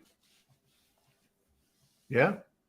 I honestly I watched that episode and I didn't see it as bad. I think it was the Critical Drinkers. It's calling out both sides, and I'm like, I think that's just copium. I think it's just copium. I think it's. I just saw them making fun of Kathleen Kennedy, and then the whole like the fact that like we have all these writer strikes and all these unemployed like white collar tech people. I think freaking South Park nailed it when they're talking about like no usable skills. The biggest damage that South Park did is they gave everyone a catchphrase to rally around. Put a chick in there. Make it lame. Make her gay. Make it lame. Like, and it's so true. They gave everyone a quick, easy phrase to rally around. That they memed like, it. when it comes to propaganda, the worst thing you can do is give people a very easy phrase, a catchy, easy phrase for everyone. Like remember the Alamo. Honestly, in 24 hours with one episode of South Park, they did more to damage Kathleen Kennedy's reputation than the Phantom Menace has done in years. Yeah, but the Phantom Menace has been feeding the machine against her and done almost nothing. South Park gets, a one-off joke here and there, and all of a sudden it's over because they did the smart thing. I'm gonna catch a lot of heat from this, but the Phantom Menace is a fucking joke. Okay, it is. Like all they do is complain, and they feed them. Yeah, it's like they hate watch. Say what you will about Comicsgate, hate them all you want, but at least they're actually doing something. They're actually making their own comics. Yeah. You can hate the comics, you can hate Comicsgate, but at least they're trying to solve a problem. At least they're trying to do something. The Phantom Menace is what I like to call impotently angry. No, yeah, I see angry. It. They're making a whole bunch of noise. They're kicking up a whole bunch of dust, but in the end, it's just dust. They're impotent. Like, dude, it's intentional. It's controlled opposition. Because part of also that it's like, but also Disney has been feeding into that. They literally put out stuff designed like this. Yep. I've been saying this for like at least a couple of years now, and people are only starting to catch it now. It's like people do this stuff to get the hate clicks. They do this stuff to get people angry. Yeah, you know. And I keep saying, just stop talking about it. Stop, like, just don't look. Yeah, like the Simpsons clip. And like I actually got pushback for it when I first say it, but like most of the things I say, eventually I'm proven right. It's like it's great. I'm sorry, but I will. I'm sorry. I make how I'm probably coming across like a cocky, arrogant asshole, but I don't fucking care. So. Well, there was I had a tweet today or an X conversation. They were talking about they were dumping on it was Az from Heel versus Babyface reacting to people trying to troll him about Eric July's ISOM book, and apparently it's now a political thing to say whether what you liked about a book or what you did or any kind of media. Also, did you hear Mark Millar come out and endorse? Yeah, he praised it. Yeah, that is big. That is huge. That is huge. Because Mark Millar has a very unique position in the comic industry where it's like he doesn't care, like he can say whatever he wants because he is his own person and he is so secure in his position that uncancelable. Yeah, because like I said this on a Facebook post. It's like, it was only until he said something you disagreed with that you lost respect for him. It's stupid. But like the conversation though was about like. Az was afraid, or at least what I got from it was these people were trolling him, asking him what he liked about ISOM. And one side of the argument was, well, if he can't give an answer, it means that he didn't even read the book and it's just hollow bro like clout chasing or channel bullshit or whatever. And we know that exists. We know it's out there. Like the other side though is that it's like Az was like, look, he's like, if I say I liked it, I'm gonna be told I'm a shill. If I say I hated it, then Eric is gonna be told, see, even your friends don't like your book. And he's like, if I give any kind of middle ground thing, it's gonna be, you're being fence or whatever. And like my reply was basically like, dude, I didn't even see it as a did you like the book or not? It's more of a what part of the book, if anything, did you like? Like you could totally hate a fucking book. You could be like, this book was I wouldn't wipe my ass with this book. But I liked this part. Yeah, I liked this one part in it. And to me, like we need that so fucking desperately in our indie comics. We need people to geek out about like when people ask about Screecher, oh yeah, Screecher's great. Well, what's your favorite part of it? Let's geek out. Like Did you like when? Yeah, I'm not going to spoil anything, but like, did you like when this part happened, or what I do you think also of this chick? Or I also think a lot of it is like the atmosphere that the creator creates. So, like for example, you mentioned Screecher. I try very hard to create an atmosphere where it's okay to not like Screecher. Like it's okay. Like for example, there has been people who post reviews where they had critiques. Some of the critiques I didn't agree with. Some of the critiques I agreed with. But I reposted it, and I might say like I don't agree with everything they say, but please check this out, because I feel like it's very important to foster an environment where people feel like they can say what they want about my book. You know, like say to my face, they can say to my face, I don't like that you did this. And it's like, and they could raise a point that I vehemently disagree with, but and I'll say, I don't necessarily agree with your point, but you have every right to say it. And where I'm not going to shit on them for saying a point, because I may not agree with it, but they have every right to say it. Well, for me, it's like part of as a comic creator as well. Like, I find it absolutely horrible that, or I should say, it doesn't feel very merciful, where it's like you got like the special needs kid, and you're just encouraging him to keep going and keep going and keep going, knowing that he'll never succeed. And you're like, yeah, just go play in traffic. And then when he gets hit by a car, you're like, oops. Like, that's how I feel sometimes with my book, where I'm like, how do I garner those huge sales? How do I get to that next level? And I haven't had anybody like, dude, like, your book sucks. Like, your writing sucks, or like the art is garbage. Like, I'm going to be honest, none of that. I agree with you. I fully agree with you, because like the hardest thing to find is good constructive criticism, because in our community, it's either best book ever, worst book ever. There's like hardly any in between. And and nobody buys it. Like, you know what I mean? Or it's like, oh, I buy it because I like the creator. I never read the book. Like, was ISOM fueled by politics? Yes. Did it actually turn out to be a halfway decent book? Also, yes. Like, that's like, here's a dirty little secret that people don't want to admit. Was the original ISOM fueled by politics? Yes, to a certain extent.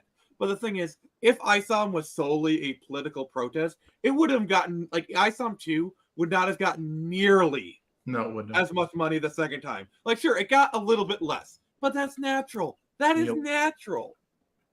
Oh, by the way, Screecher has made enough as the first campaign, so suck it. Congratulations. Yeah, dude, he's got the first was it the first stretch goal? Yeah, we got to the first stretch goal. I'm pulling up Screecher 1 right now. Yes. Actually, I think we maybe even exceeded it, but let me just share this. I gotta brag. All right. Yeah. So here is brag Screecher away. 1. It made 1957 during the campaign. I had some stuff. 2076. Okay. Mm-hmm. Let me just pull up where we're at. Okay.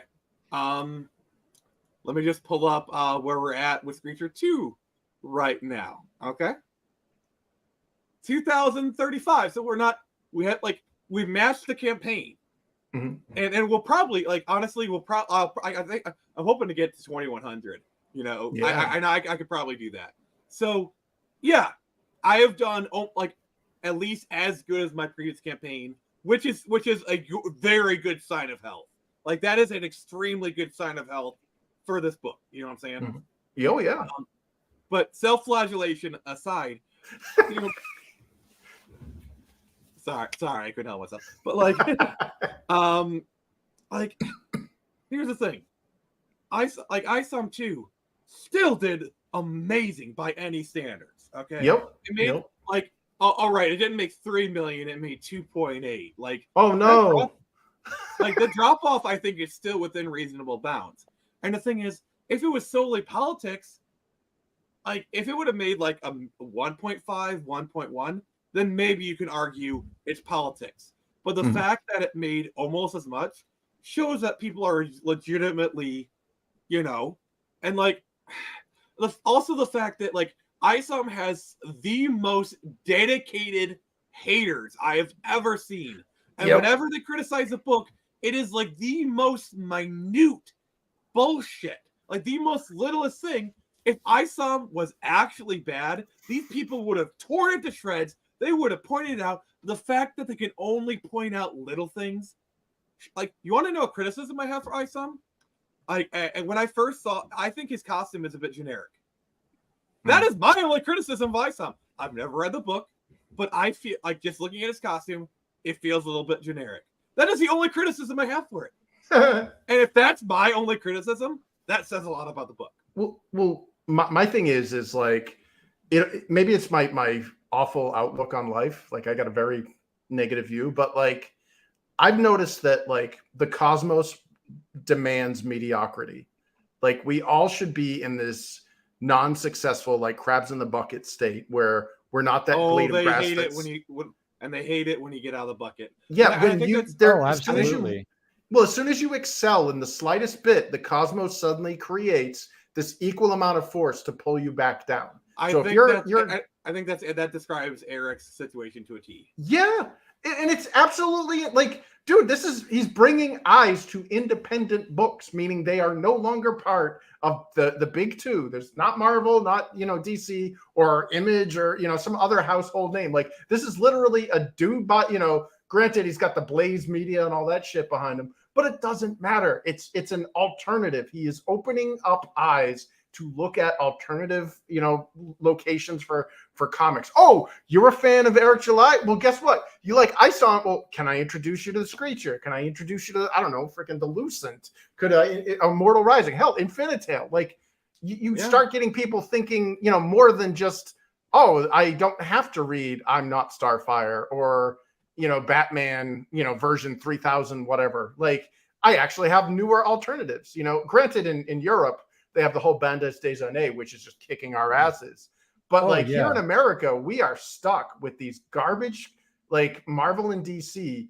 And I don't know if it's just because the markets are dead and everybody's just going over to manga and whatever. But like, dude, if you read manga, it's so cheaply made. It's not super awesome, but the only reason why it's doing so good is because the mainstream shit is so bad.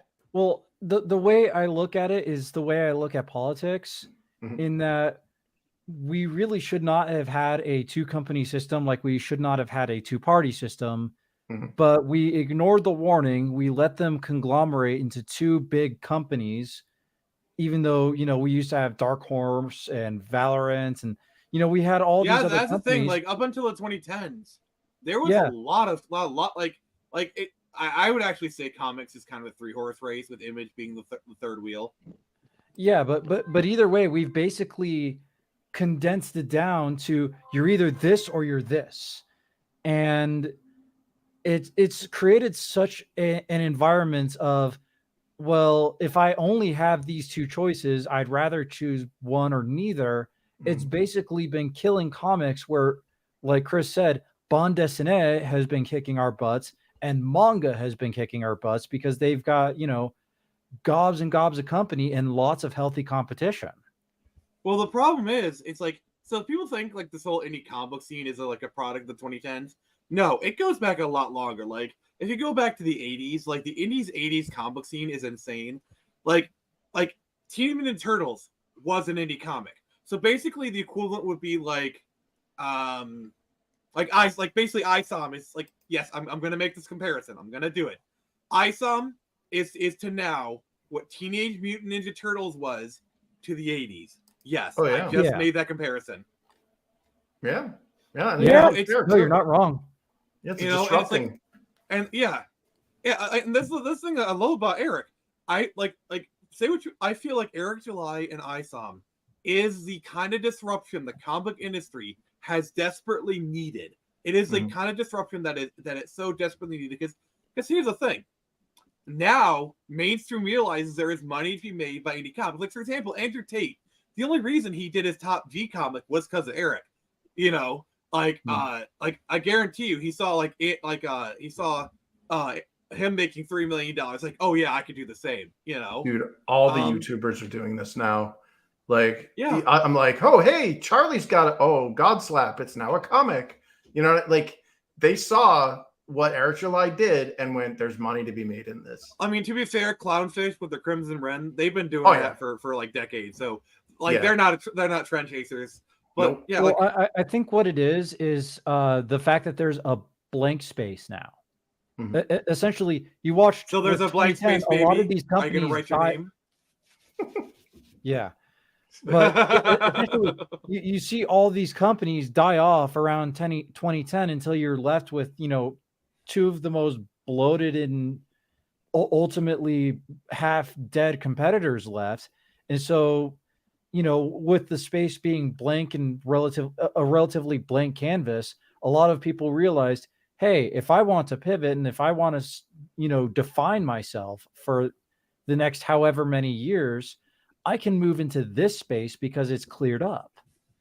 And that's usually how our economy works is a space will clear up. It'll be dead for a while. People will fill the space and then it'll move on to the next thing and the next thing and the next thing. And right now we're having that revolution with comics. It blows my mind, this envy that, that cosmic force that has to pull, look at me. I am a bottom feeder. My book, I had 251 backers in my first campaign. My second campaign's now taken almost 2 years for me to even get the book done. It's still like halfway through production. I'm hoping to get it out by the beginning of next year or whatever. But I got one book under my belt. I came nowhere near some of these rock stars that came out of the gate with their first book and just blew gangbusters numbers. And I'm not jealous of that. In fact, I've probably backed most of them. Okay. You said you had 200 people in your first campaign. All right. Let's just put that in perspective. So, never opportunity not to show Screecher. So you said you had 200 people in your first campaign. Okay. This is probably my fourth or fifth campaign, and I have 69. Nice. Nice. And I think that's actually the highest number of people I've had back my campaign, and I'm thrilled. I am fucking thrilled. Like that's the thing. Like I see other people doing 10,000, 5,000, 20,000, and I don't feel jealous because I structure my campaigns so that I can do what I need to do. I can do what I need to do. I'm happy because I got done what I needed to get done. I look at those other people who do more. Good for them. Because their success doesn't I'm also successful. I mean, my success is not their success, but I'm still successful. I'm still winning. Just because they're winning more, just because they're there more, exactly, because they're more successful, does not mean I myself am not successful. Well, that doesn't mean it's inspirational. It's like I'm not a loser because I make less than them. I am a winner because I did a campaign to do what I needed to get done. You guys got me there in a week. You guys got me with first stretch goal. I'm a winner. I'm a fucking winner. And honestly, it's a huge turnoff especially when I see it publicly, because you are a representative of your company when you're on social media. I see these people and they get so fucking jealous of these big numbers.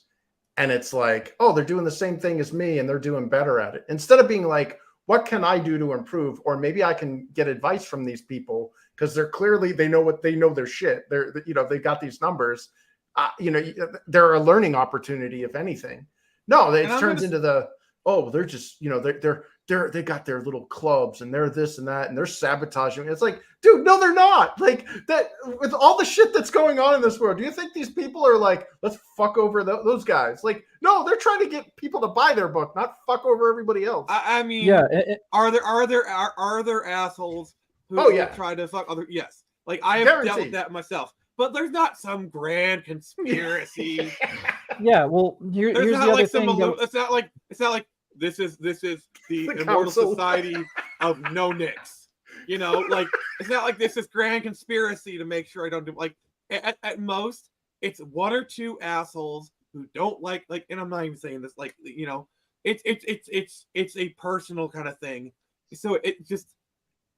And you know what? This community is fucking huge, all right? It's big enough that, if you don't like someone, you don't even have to talk to them. Sure, you might intersect here and there, but it's big enough that you can go places where they've never even heard of that person. Yeah, the one thing that I would say with this is number one, success leaves footprints. All you have to do is follow them. And then number two, the big thing is you need to network. All these people that have these ginormous numbers, the reason they have that is they talk to people. I can't tell you, I'm trying to get into the VTuber space. I can't tell you how much help it has been to just talk to people in the space. Most of these people are not some unreachable pinnacle of godhood. They're normal people. If you go and say, "Hey, hello, my name is blank. I'm trying to get into the space. Can you help me out here?" 9 times out of 10, they're like, "Oh yeah, who can I put you in touch with?" They're more than welcome to help you out. Yeah. Well, I mean, literally, all you have to do is walk up to him and be like, "Hello there." Oh, sorry. General Kenobi. I'm sorry, Shion. As soon as he said that, I was like, I know what clip I have to play. Well, no, no worries. I didn't know. No problem. Dude, I didn't know anybody. In all honesty, I didn't know what the fuck I was doing with my first campaign. I did everything wrong that you could do wrong with your first campaign. I launched without telling anybody. I didn't know anybody on YouTube. It was a absolute, like, how I managed to get my book funded was an absolute miracle. How I got over 200 backers. Oh my god! I know exactly how you feel. Like, especially like, so I did my first campaign in 2020, and oh my god, I was a freaking idiot back then. I have no clue how I got like $1,000 to fund Project Access that first campaign. I have no clue, and like, oh jeez. No, I just, because I spoke to people like, shout out to Red Dress Press, Sugar Chris. He's the one that DM'd me. He's like, "Hey, I got a show on the morning roast if you want to come on." And I was like, "Sure," And then he introduced me to Irene Strakalski there, Rini Draws, a couple other people, and I befriended them, or at least I think I did. I was like, wow, these are, like, I backed books. I was like, holy crap, like, a lot of the indie books that I backed, I mean, obviously there's ulterior motives, and the ulterior motives for me backing them isn't like some weird clout chase thing or some I want to be part of the cool kids club. No, that's my tuition fee. I'm looking at these books, seeing which ones succeed, what they did in their books that I could do, be like, oh, okay, they did this a lot better than I could, or these guys clearly, like, there's a lot of industry pros that have come over to Comicsgate or indie comics in general, and they're a font of information. They're a font of experience and knowledge. Like, you got Jimmy Reyes there, who's like, oh, hey, here's this dragon that I just whipped out. Here's how you lay out a page to make it enticing. Did you know that you have to do this thing called a page turn, where you got to get the reader to read the book and be anticipating what's on the next page? And it's like, this is how you set it up. And I was like, I did not know that. Like, you got to talk to people. You can't just be in your little microcosm. And then when they succeed, you can't get angry at them. I mean, honestly, you always got to be talking. When you're in the creative space, you always got to be talking to new people. Number one, we're people. We're social creatures. We want to reach out. We want to be part of something that we're interested in. But number two, you're not going to get anywhere if you know no one and no one knows you. Exactly. I recently got interested into, like, cosplay armor building, and I got lucky because Twitter is like, oh, hey, here's this really cool Japanese armor worker. And so I was just like, I literally just said, hey, your armor looks awesome. That is so cool. And she just starts talking back to me. I'm like, excuse you? Are you approaching me? And all of a sudden, now we're not buddies, but we're conversating. Here's a dirty little secret that all the black-pilled morons refuse to believe. The average person is actually kind of a decent person. If you come up to them and you're nice, and you say, hey, your stuff looks really cool. How did you do it? You like, oh my God. Like, if you go to a con and you ask that of a cosplayer, watch their eyes fucking light up with excitement and they kind of tell you like how they did it. Like they'll be more than happy to show you the techniques they use because people like talking about stuff they're passionate about. Yeah. Like it's not rocket science, people. And you know what? It's not that these are some trade secrets. This is something that they learn from a YouTube tutorial or from someone else, and they're more than because here's the thing. All we as nerds want is we want more people in the space who are just as passionate about us. If that means we teach people, we talk to people, if that results in another person in the space who's just as passionate as us, win-win for everybody. Yeah, and here's a little secret of the trade for people who are, socially struggling, because I know that's becoming more commonplace nowadays. Yeah. You don't have to think of something really cool. You don't have to be this super hyper interesting person that lives, the Indiana Jones life. You don't have to do that. Here's the little trick. I'm going to blow your minds with this one. All you have to do is you have to walk up to someone and compliment something that they're wearing. Like, hey, look, that is a cool hat. I like that hat. Where'd you get that hat? And all of a sudden, just that little comment alone, sure, it's not the greatest open, but it's going to get them to be like, okay, this person is trying to conversate with me. They opened up with a pretty decent thing, and now I'm interested enough to have a conversation back. And then you just follow the flow. That's it. That is all you have to do. I will say for some people, following the flow of conversation can be difficult. I mean, I'm autistic. Absolutely. It's definitely a practice kind of thing. Yeah, definitely, for sure. And yeah, it's something that like I have to get better about and whatnot, But like, speaking of cosplay, like one of my favorite memories is like the one time that I cosplayed, which I'm going to share a very cringy picture here in a second. So this is me, the one time I did cosplay. Nice. Before I reveal it, does anyone know who I am? Is that a Cayman Rider belt? Yes. Common, but yes. Oh, sorry. Yeah. Okay, so I know it's Kamen Rider, but I haven't seen enough of the show to know exactly who you're cosplaying as. Okay, yeah, like any big Kamen Rider fan, they see this, they know exactly what it is. So I'm Shotaro from Kamen Rider Double. Okay. Yeah, and so I did this for Motor City Comic Con 2014, and one of my favorite moments was there's this guy that kind of walked up to me. He was cosplaying as, I believe, the Sixth Doctor because he had like the colorful coat. Ooh, and, nice. Colin Baker. Yeah. Yeah, I've met him. He's a great guy. Oh, nice. Yeah, I think that was Motor City Comic Con 2013. But anyway, and he said, "Oh, I recognize who you are. I just want to say, great cosplay and whatnot, And yeah, that was a great memory for me. This is the one time I cosplayed. I had a freaking blast, and yeah. It was great. Very cool. I mean, honestly, I said that little spiel with conversationalism, not because, the cold open is one of the hardest things to do in any sort of thing, in any sort of business. That was literally just a little tidbit of how to get a good cold open. If you see someone, following a flow of a conversation is definitely practice, but so long as you have something to work with to break that ice, to have that cold open, it's literally just a matter of trying and failing and trying and failing and trying and failing.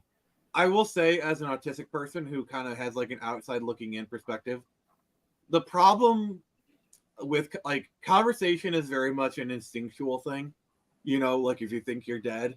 But like the problem is, like social cues are very context based. So like because like I tried like hard learning social cues and I've learned a lot. The problem is like I can know 2,000 social cues and there'll still be 2 million more I have to learn, And ultimately, it's one of those things where people like yourself will struggle more than other people. It's just kind of a fact of life. Yeah. The big part is not to really it's not to get wrapped up in, the messy business of messing up. It's just getting back on the horse and trying again. Because I can tell you from another different sphere, I'm trying to, get fit. I'm trying to work out. There are days where I absolutely knock it out of the park and I feel phenomenal. And there are other days where you just want to pound cheeseburgers. Yeah. You wake up, you want to just stay in bed all day and you want to pound cheeseburgers.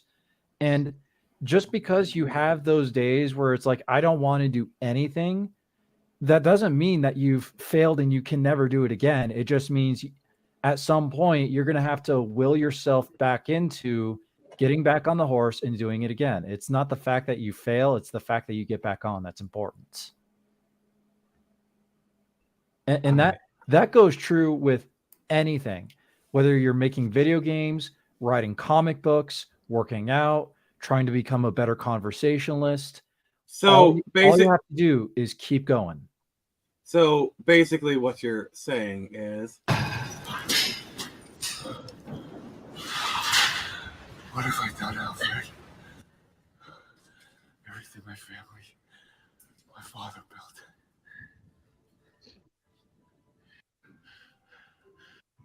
I failed. Why do we false? So that we can learn to pick ourselves up. You still haven't given up on me. Never.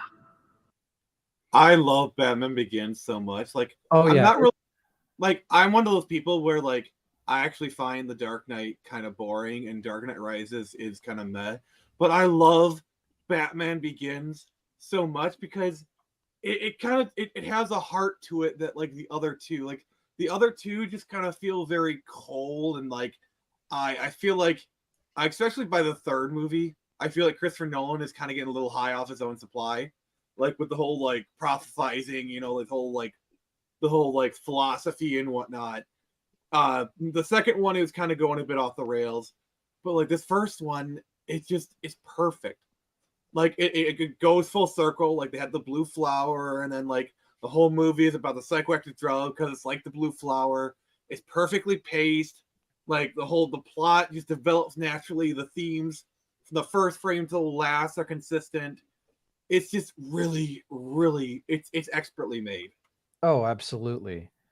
Now, the one thing I kind of want to leave on with that little tidbit of, always getting back on, this is coming from the mouth of a diehard pessimist.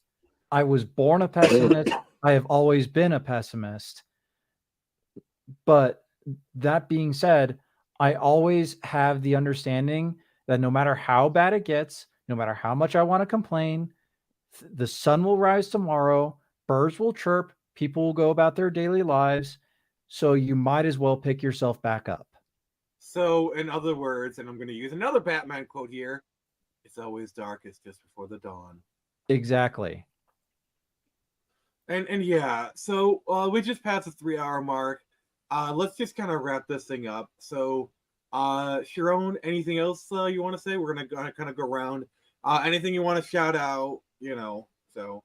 I mean, for right now, there's nothing I want to shout out. My friend is still working on his Kickstarter. So when that comes around, I'll probably shout that out. But I think just that little tidbit of lesson that I left on is probably where just that perfect poetic that I want to leave on.